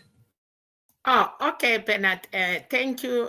And Kenya Mkora, yes, tuendelee na yayo yote, but end of it ni ya kwamba hata tuwe kwa internet, but the real one is to come out and say enough is enough. I think that is what we need to do. The doctors, sijajua leo doctors wamefika wapi. So Kenya Mkora, wakati madaktari wako njiani kwa barabara, why can't we join them and we do it once for all? Thank you, Bernard. I don't have much to say. Wacha tuone Mungu atatuambia nini tena kesho. Sawa, asante sana mami. Asante Mkenya Mkora, asante Mama Mary. Asante wote wale mmekuwa mstari wa mbele kwa comment section. Tumeanza gizani, tunashukuru tumemaliza kwa mwangaza, lakini tushikilie hapo hapo. Inji hii tutaikomboa tukijitolea mhanga kusema kwamba yale mateso tumepitia watoto wetu wasipitie, wajukuu wetu wasipitie, vitukuu vyetu visipitie. Tukiweka focus hapo tutafanya kazi poa, lakini tukiweka tu kwa sisi saa hii na sisi peke yetu, sisi kwa sisi pati, hiyo tumeshindwa tayari. Lakini wewe kuwa ambassador mzuri, naomba tafadhali, maybe just to give you an update, we are closing in onto our pursuit of getting back our channel. I have some few positive responses. I hope they will work well, but in the meantime, kama vile nilisema, asaidia mtu asubscribe kwa Sound Candy Talk Live ili asipitwe na lolote ambalo linaendelea. Tunaamini kwamba tuko tu hapo kwa sababu tunataka kukutana ama tunataka kurun channel. Tuko hapa on divine appointment, and that divine appointment has eternal consequences on this country. And so I call upon us, even as we close the show, to remain focused and support the channel where you can. Help somebody subscribe, share the video with somebody so that there is active traffic. Watu wanaingia wakiona wakiondoka. Tusingoje tu show ikianza ndio tunakuja, tukue active. Let's be ambassadors for the channel and help more people to locate us. I want to thank you so much. May the Lord bless you. May the Lord watch over you. May he cause his face to shine upon you and give you peace. See you when you see me.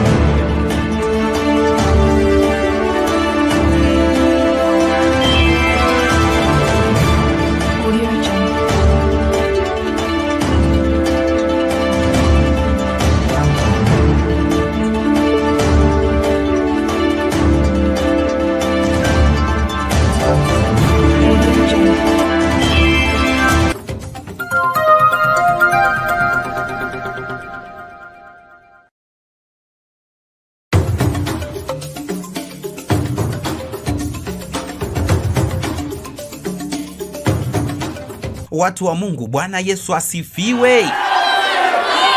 Kipindi cha mahubiri kimerudi tena kwa kishindo kwenye Sound Candy Talk. Tunakufundisha, kukuelimisha na kukutia moyo kwenye Daily Bite. Mafundisho kamili ya Biblia kila siku kwenye runinga uipendayo ya Sound Candy Talk.